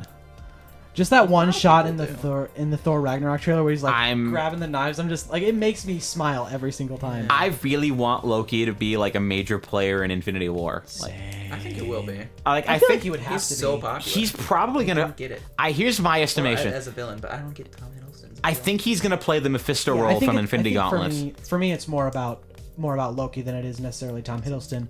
Although I do think Tom Hiddleston does a fantastic job as Loki. Oh sure. But like himself, like a lot of people just absolutely love him. Like him and Benedict Cumberbatch kind of rose to power, as it were, He had no staying around power the though. same time. Tom And Hiddleston had no staying power though. I understand Benedict Cumberbatch's appeal a lot more than Tom Hiddleston's. Cumberbatch has like a backlog though. Yeah. That's the difference. What, That- Sherlock? well, yeah, he has Sherlock. He's been in He- a few things. Yeah, he said. What else has he been in? He was in Star Trek Into Darkness. Yeah, he's Into got Doctor Strange. He's got. In he's, fairness, both of those were well Theory after of- he. no, not Theory runs of in- Imitation in Game. Sherlock. yeah, but yeah, he's got a noticeable backlog going backwards, so people can get into him. If And Hiddleston was just in that crappy Hank Williams movie. He was also in Only Lovers Left Alive, which if you have any tolerance for Jim Jarmusch, but Never seen Jim Jarmusch movie.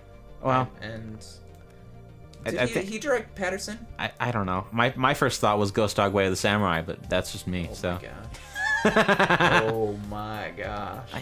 There was another one of his I watched, some sort of train something. I forget what it's called, but I watched it for half an hour, didn't pay attention. I looked up at the end, and there was a graphic sex scene going on, so I turned it off. So Wait, what movie turned is it this again? I forget what it's called, but it's a Jim Jarmusch movie about a train. So good luck finding that. Is the sex with a train? No, it's not. We're not that lucky. Darn it. That's my fetish. There's Your king. that's Don't what he kink writes. shame me That's inside his my own Pornhub house. search engine. Full circle. Thomas the search engine. That's what I was. My initial thing was the pun on the engine. That's fantastic. Oh gosh. Anyway, and do we want to talk about any more Marvel movies getting in people's? I think people.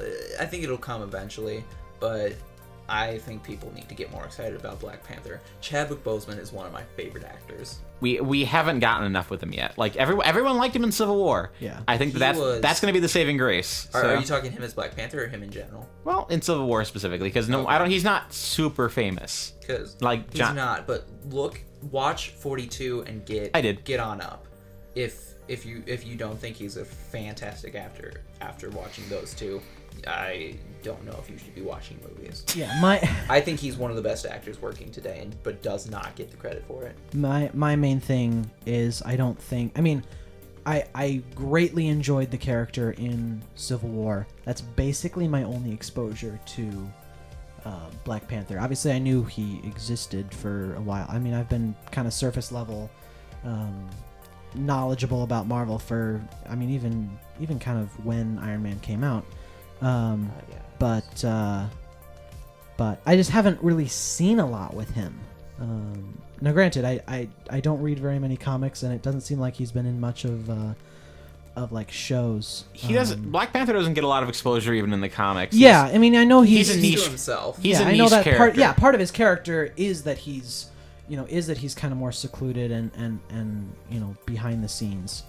And I have enjoyed everything I've seen of that character. But I just haven't seen enough for me to get really excited about it. That's understandable. I'm looking more so at the cast, the crew, And you pay more attention to that stuff than I I do. do too. So that's that's that. Black Panther are probably very good, I was gonna say just based on his record. But Oh yeah, and I think there would be no better way to potentially. It's not going to happen, but especially with the track record Fox has right now. But there would be no better way to ease the X-Men into the MCU than in a Black Panther movie because he married Storm. Are they doing that? No, I don't Okay. think so. Oh, okay. At least they're not. They You haven't got me announced excited. that. I'll say this. But I think they're. I feel like if they do, almost that would be have the best to. way because Storm is his wife. Yeah, no, I will say absolutely. this. Now that we've officially gotten to the point where Uatu the Watcher is canon, we can start. We could Praise we the could Watcher. potentially do interdimensional stories. Sure. That would be a little bit of a stretch, but it would be. They could do an Avengers X-Men crossover if they had the gumption to do so. Which version is the question? I liked the comic Avengers vs X-Men. I haven't read it. I just know that it ends badly for Xavier. Well, And then the Phoenix, and then that Cyclops gets the Phoenix at some point. So yeah, Cyclops. I was thinking Cyborg. Yeah. Cyborg gets the I was Phoenix. gonna say I don't remember that at all. Wrong universe. Right. Yeah, that's right. But yeah, Cyborg. When are they gonna do saying that. Cyclops Sorry, gets that the was Dark funny. Phoenix, which is freaking cool. When But are they gonna do Cyclops right in the movies? well, I thought the Never. TV shows. his actor was fine, but they didn't have to do any. Austin? They- Oh, in I felt Apocalypse. No, I felt like, in the first two X-Men movies, his actor was fine. They just didn't do any character work with him. Well, Yeah, no, that's what I'm that's- saying. I'm that's not the blaming the, problem. actor. I'm blaming the script. I feel like in a lot of the shows he's been better. Can we talk about how Bryan Singer is a terrible screenwriter? I know you I'm have trying a- to think of anything else he's done besides X-Men. He did Valkyrie. He did I like Usual Valkyrie. Suspects. Are you? Well, the Usual Did he Suspects. write Usual Suspects? I don't know, but Usual Suspects was his breakout, and then that's how he got X-Men. So Sex-Men? Sex-Men. That's what I searched on And that's Pornhub. what- yeah. I said Pornhub.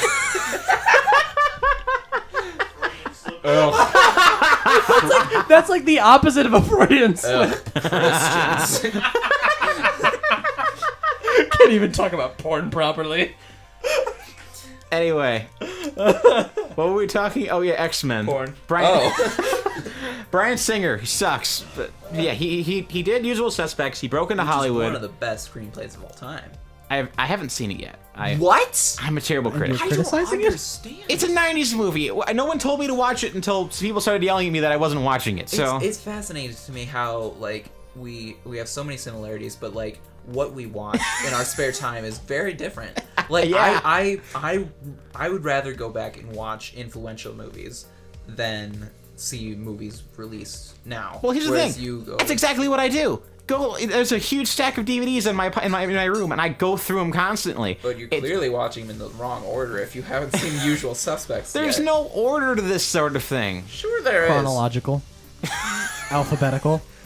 I'm Train gonna Numerical. arriving at a By station by the alphabet- Lumiere brothers. alphabetical by country. 1895. Language, sir. Or I mean, yes, either one. Now I'm going through the I prefer alphabetical order language. of the entire film chronology of Uzbekistan. So Hey, don't knock Uzbekistani cinema. There are some gems. yeah, I'm sorry to the 3 films that came out of Uzbekistan. Right. I'm sorry, Uzbekistan. I really from No the heart. offense, Uzbek. Honestly, probably Well, about you'll- Turn probably on a map. I dare you. You probably lost the about 6 of our. Uzbekistani viewership. I was gonna say probably about 6 of the 10 just left. Primarily My entire Uzbekistani viewership is just We're obscure huge Middle in Eastern Uzbekistan. countries. It's like John Anyone who's- Candy in Home Alone. Anyone Oh, who's yeah. legitimately offended, We're real big in I Sheboygan. dare you to find Uzbekistan on a map without help. Google, yeah. Watch Without a map. Find it on the map without one. Yeah. So yeah, you were saying that Bryan Singer, Usual Suspects aside, because that's not relevant You after. can't take his best work and say, okay, take that Oh, aside. he made That's it- like saying, or Citizen Kane aside, Well, what has Orson no. Welles really done? Orson Welles made a dozen other great films. Bryan Singer's other works dozen? include. He made like 14 films total. So And you say a dozen of them were really good? they were either good or interesting. So you can say if you don't like his version of The Trial or his Orson Is or that his. a complimentary and interesting or? You know what? I'll take an interesting movie over a bad movie. No, I would But agree anyway- with that. Yeah. Anyway, Sorry. Bryan Singer, if you make one good movie and the rest of your filmography is crap, that can happen reasonably. So, Again, I quite like Valkyrie. yeah, Valkyrie is fine. I need to watch it again. It's been a while, but it didn't appeal to me when I watched it when I was younger. So yeah, he did Usual Suspects, X-Men 1 and 2, Superman Returns, Valkyrie, and then he came back for the 2 most recent X-Men movies. X2 has a great screenplay. Tom Cruise running movie. What? Oh, what? Oh, yeah. Valkyrie is a Tom Cruise running movie. Does he run in Valkyrie? He runs in Valkyrie. Only once. Away from a bomb. But he runs. He runs in every movie. You Is there can't something stop him wrong? from running. Is there That's something the- wrong with Tom Cruise running? That's the joke. There's a joke that he runs in every movie because he needs to prove how strong he is. Well, I mean that's understandable. He's a small man. Go watch Mission Impossible 3 sometimes. I was literally- just about to there's say. There's a 3-minute video It's clip where he not runs. 3 minutes. It feels like it. The doesn't. camera doesn't cut. Exactly. Is that where he's running through Dubai and the? No, he's No, that was. he's running from a predator drone. Anyway, he also man. Bryan Singer also Can we- did some sort of Jack and the Beanstalk movie that no one wants to talk about. So. Unpopular opinion: Mission Impossible 3 is the best Mission Impossible movie. 4 Almost for solely me. because of Philip Seymour Hoffman. That doesn't do it for me. Are you It's serious? He's one of the best villains in one of the most underrated First villains in one- cinematic history. I've seen The one first Mission one is- Impossible movie, and I couldn't tell you which one it is. the first one. I forget who's the director of the I first one. think it is too, but I don't. with I, long hair. Who's the- I don't remember. I honestly Who don't. directed the It's first been Mission years. Impossible? Brian De Palma. Yeah, first one's a Brian De Palma movie, so that one kind of gets ups just because of it's a great director and it's a really good suspense thriller. Second one is a John Woo movie. It's through and schlock. through. It's complete schlock. Hate Mission Impossible 2. And I love 4 because it's a Brad Bird movie. So Well, 3 is a J.J. Abrams movie. and I'm not huge on J.J. Abrams, so Really? I like J.J. Abrams. I don't love J.J. Abrams. Okay, I'm in the same boat, but I like Star think- Trek 09 and Force Awakens, but he hasn't done enough to kind of convince me otherwise. Mission Impossible 3 is brilliant.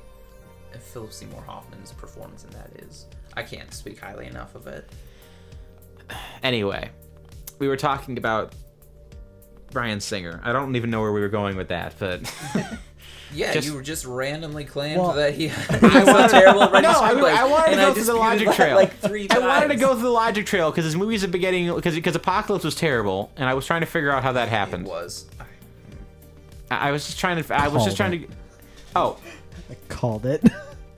gosh. I was hearing I don't know if this was I don't know that I talked to you about this much, but I heard a lot of people being like, oh man, like I'm really excited for Apocalypse, it looks really good, and I was like, I don't That was another one where I didn't like the trailers very Yeah. much, and Yeah. it proved I was proved right, and a lot of people thought the trailers were great. I think I fear Spider-Man: Homecoming will have the same. no, thing. I would agree. Now granted, I like the trailers for Homecoming way more than I liked the Apocalypse trailers, and more than I liked going back to Ghostbusters, more than I liked those trailers. Now granted, I still haven't seen the movie, but I've heard enough people say it was that to me it kind of is probably at best. Nobody was saying the Ghostbusters trailers were good though. Or are you saying People on who the other end of the activists were. spectrum? I'm saying more that to me, if when you're doing a trailer, you're selling people on your movie. So if your Right. trailer isn't selling me at all, I have deep concerns about I the see. quality of the movie. Right. And with what I know, with the examples that I have more recently, I have been proven, right in a lot of those. I mean, Amazing Spider-Man 2 was another one. Slight contradiction to that, Disney's trailer house is notoriously bad. Like, every single one of their recent princess movies has had the worst trailer campaigns I've ever seen. Both Frozen and Moana, regardless of how much you actually like the movies, had terrible trailers. I haven't seen Moana, and I really didn't see trailers for Moana. But then again, I really wasn't. Disney watching doesn't need to print TV. trailers. Yeah, But exactly. There's a kids movie coming out! I 100% agree with you on Frozen. I do not know what they were thinking with those trailers. I mean, honestly, I it don't seemed remember like the trailers, but I remember I think at the beginning of Monsters University at the theater I went to, they showed like a very early like promo for Frozen. That was just That was the same... was it Sven? yeah, the it was reindeer? it was Sven and Olaf that And were, Olaf, that which were- Oh, God. I was rolling. I loved it. I see. I thought that was so funny. It was Dude. funny. That one, it really concerned me because I looked at that and I said, okay, how on earth are you turning this into a plot? Dude, Um, Monsters U I honestly and didn't realize it Frozen... was gonna be a movie. I thought that was just a short. oh yeah, well I At the thought, time. yeah, I think there was something where they had announced it. I almost wonder honestly if they like had storyboarded the trailers for Frozen. Back when they wanted Elsa to be the villain, because that's like the only way that would make any sense, and they just were They like, changed a lot at the last minute from what I heard. Yeah, no, they did change a lot at the last minute, but still, you could change the trailers too. Dude, it just freaking blew my mind that Monsters U and Frozen came out the same year. Monsters U feels 5 years older than Frozen does. Monsters U. Maybe it wasn't Monsters U then. No, it was, It's I'm almost positive 2015. it was. I remember it. Monsters U. It was a.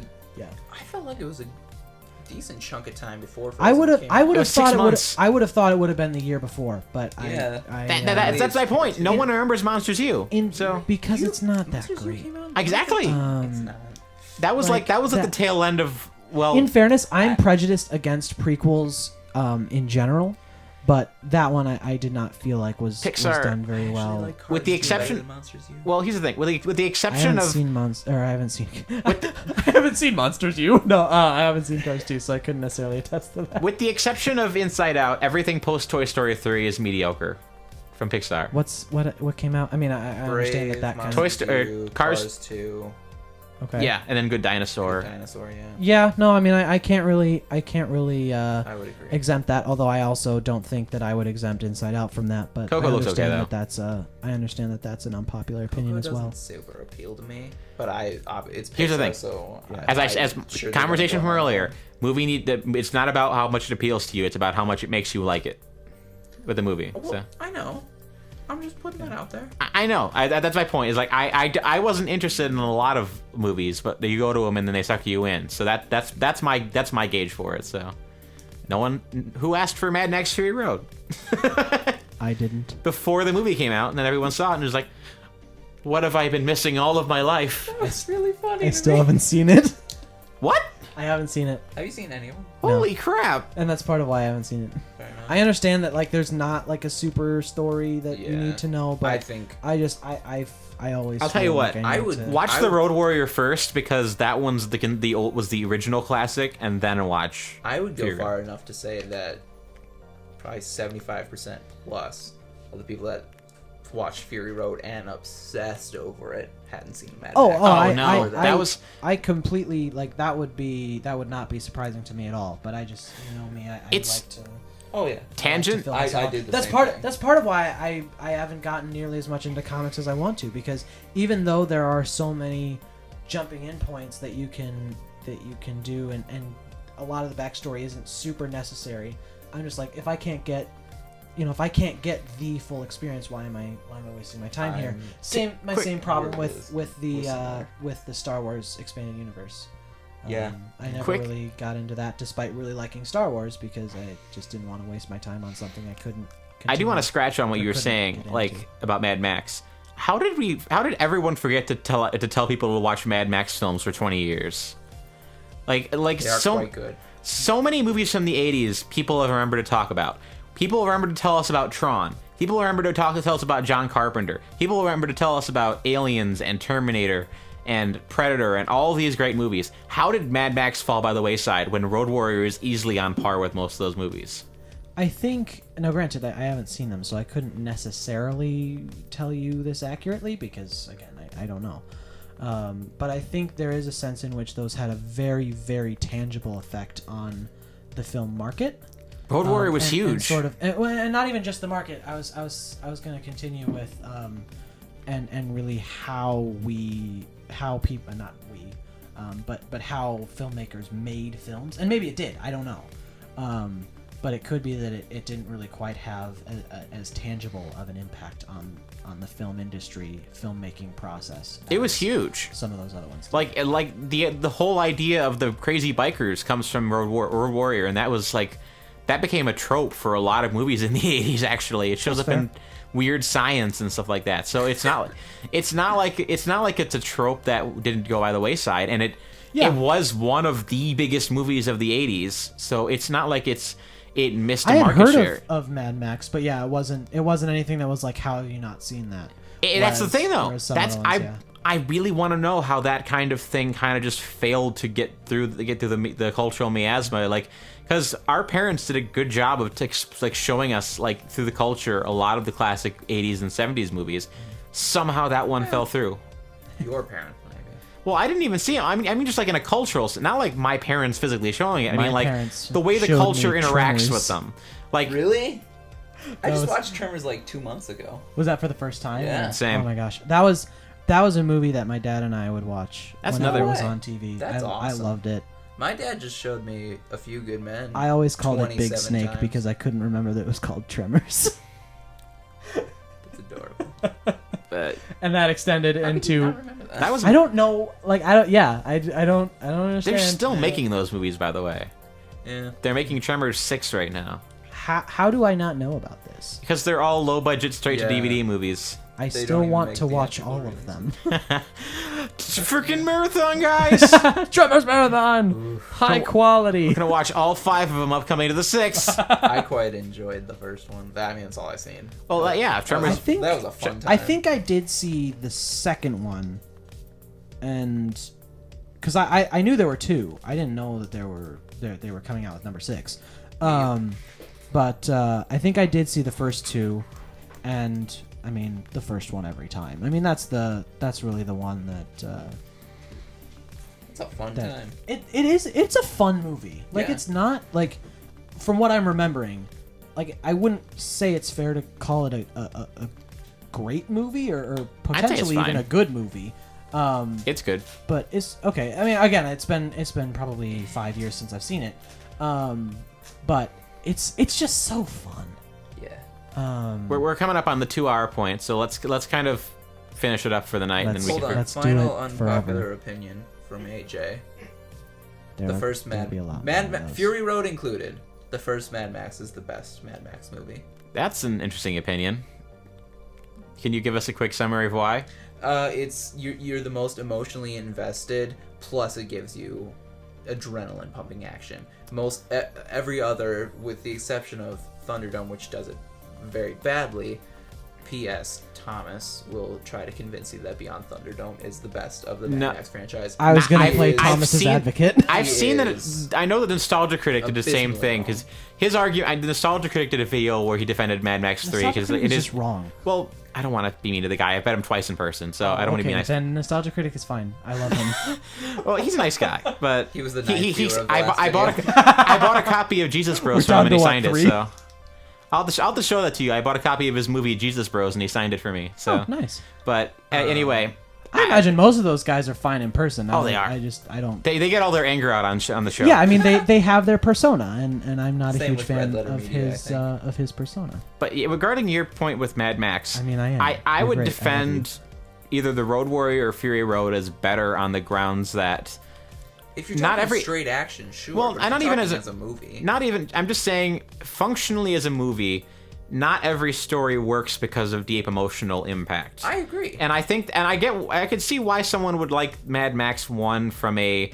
story progression perspective. I mean, the only real problem with the film is just that the color grading is bad because they didn't have a budget. So it looks very amateurish from a color But I don't perspective. think But that distracts. I think that adds to the environment of the movie. it just makes it a low budget movie. So Sure, which doesn't bother me. it's they- a I little. actually it's, tend it's, to enjoy. It's a the look of modicum low-budget distracting. movies. 'Cause- I yeah, you have to get creative. It's a Exactly. modicum. It's a I modicum love distracting for a creativity. film that's widely respected as one above like that level of filmmaking. Because the second one is on par with like classic '80s movies. So it's just a bit of it's a weird tonal jump between movies. It's like, imagine if like one of the first Alien movies was like a tiny low budget schlock, and then they made Aliens, and then it was Yeah, I was about to make that comparison. I think there's a difference between like low budget and amateurish, like in Mad Oh, Max, sure. as like El Mariachi. Have you ever seen Robert Rodriguez's? I El haven't seen those Mariachi? movies, but I know about them. It's so low budget that it's distracting and it hurts.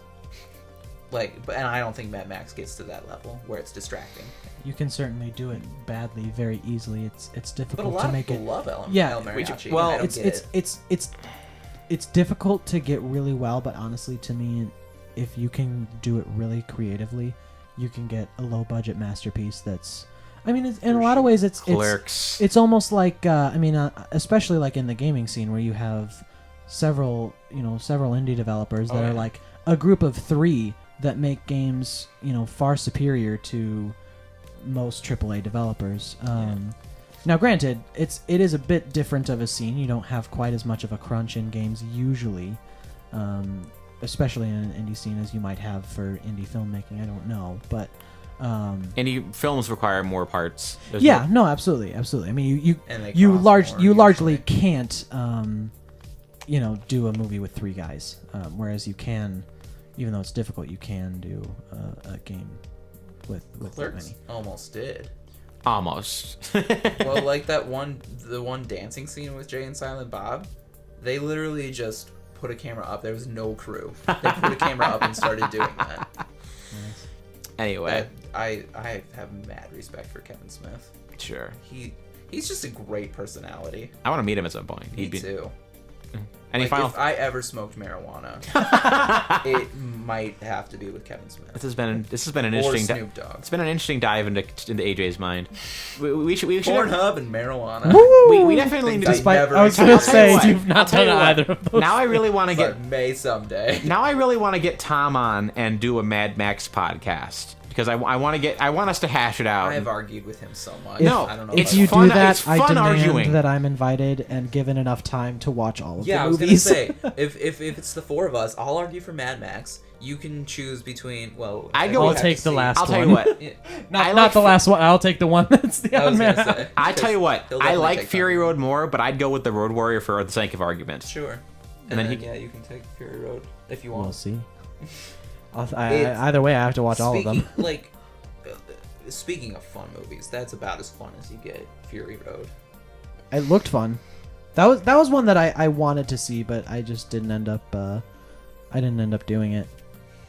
It was something. I think there was something where it was like there was a conversation about a bunch of friends getting together to do it, and that never got ironed out. And then it was like out of theaters, and I'm like, I don't really care anymore. I had a chance in Poland to watch to marathon all four Mad Max movies in theaters. They were showing all four of them, and I didn't do it for like $10. $10 Wow. to watch all four, and I didn't do it. That's one of my biggest regrets. I saw Mad That's Max. one of your biggest regrets. You I've probably led a lived a great good life. life. I saw Black and Chrome in theaters for Fury Road. I want to see Black and Chrome. It's- Is it worth it? It's not substantially different, but it's just kind of it's kind of a novelty. Oh, sure. It's like here's a new like way to watch novelties. a movie I already like. So I'd be down to watch it again. I've heard And Logan. if I I've can do it. heard Logan Noir is great. Has that already come out? It came out with the Blu-ray. So Oh, right. Cool. all right. Does any Although I love the color in that movie. sure, And but Logan and Fury Road. I Yeah. almost bought that the other day because that's another one I've yet to see. Logan. I know.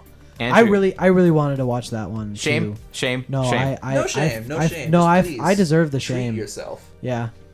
Treat yourself and watch that. We've just hit the 2-hour point, so I think that's enough for one night. So It's not enough for me. we've just talked about It's every. been too long. I need to talk more. We can have you on again in a couple weeks. This was a lot of fun. I love this. Couple weeks.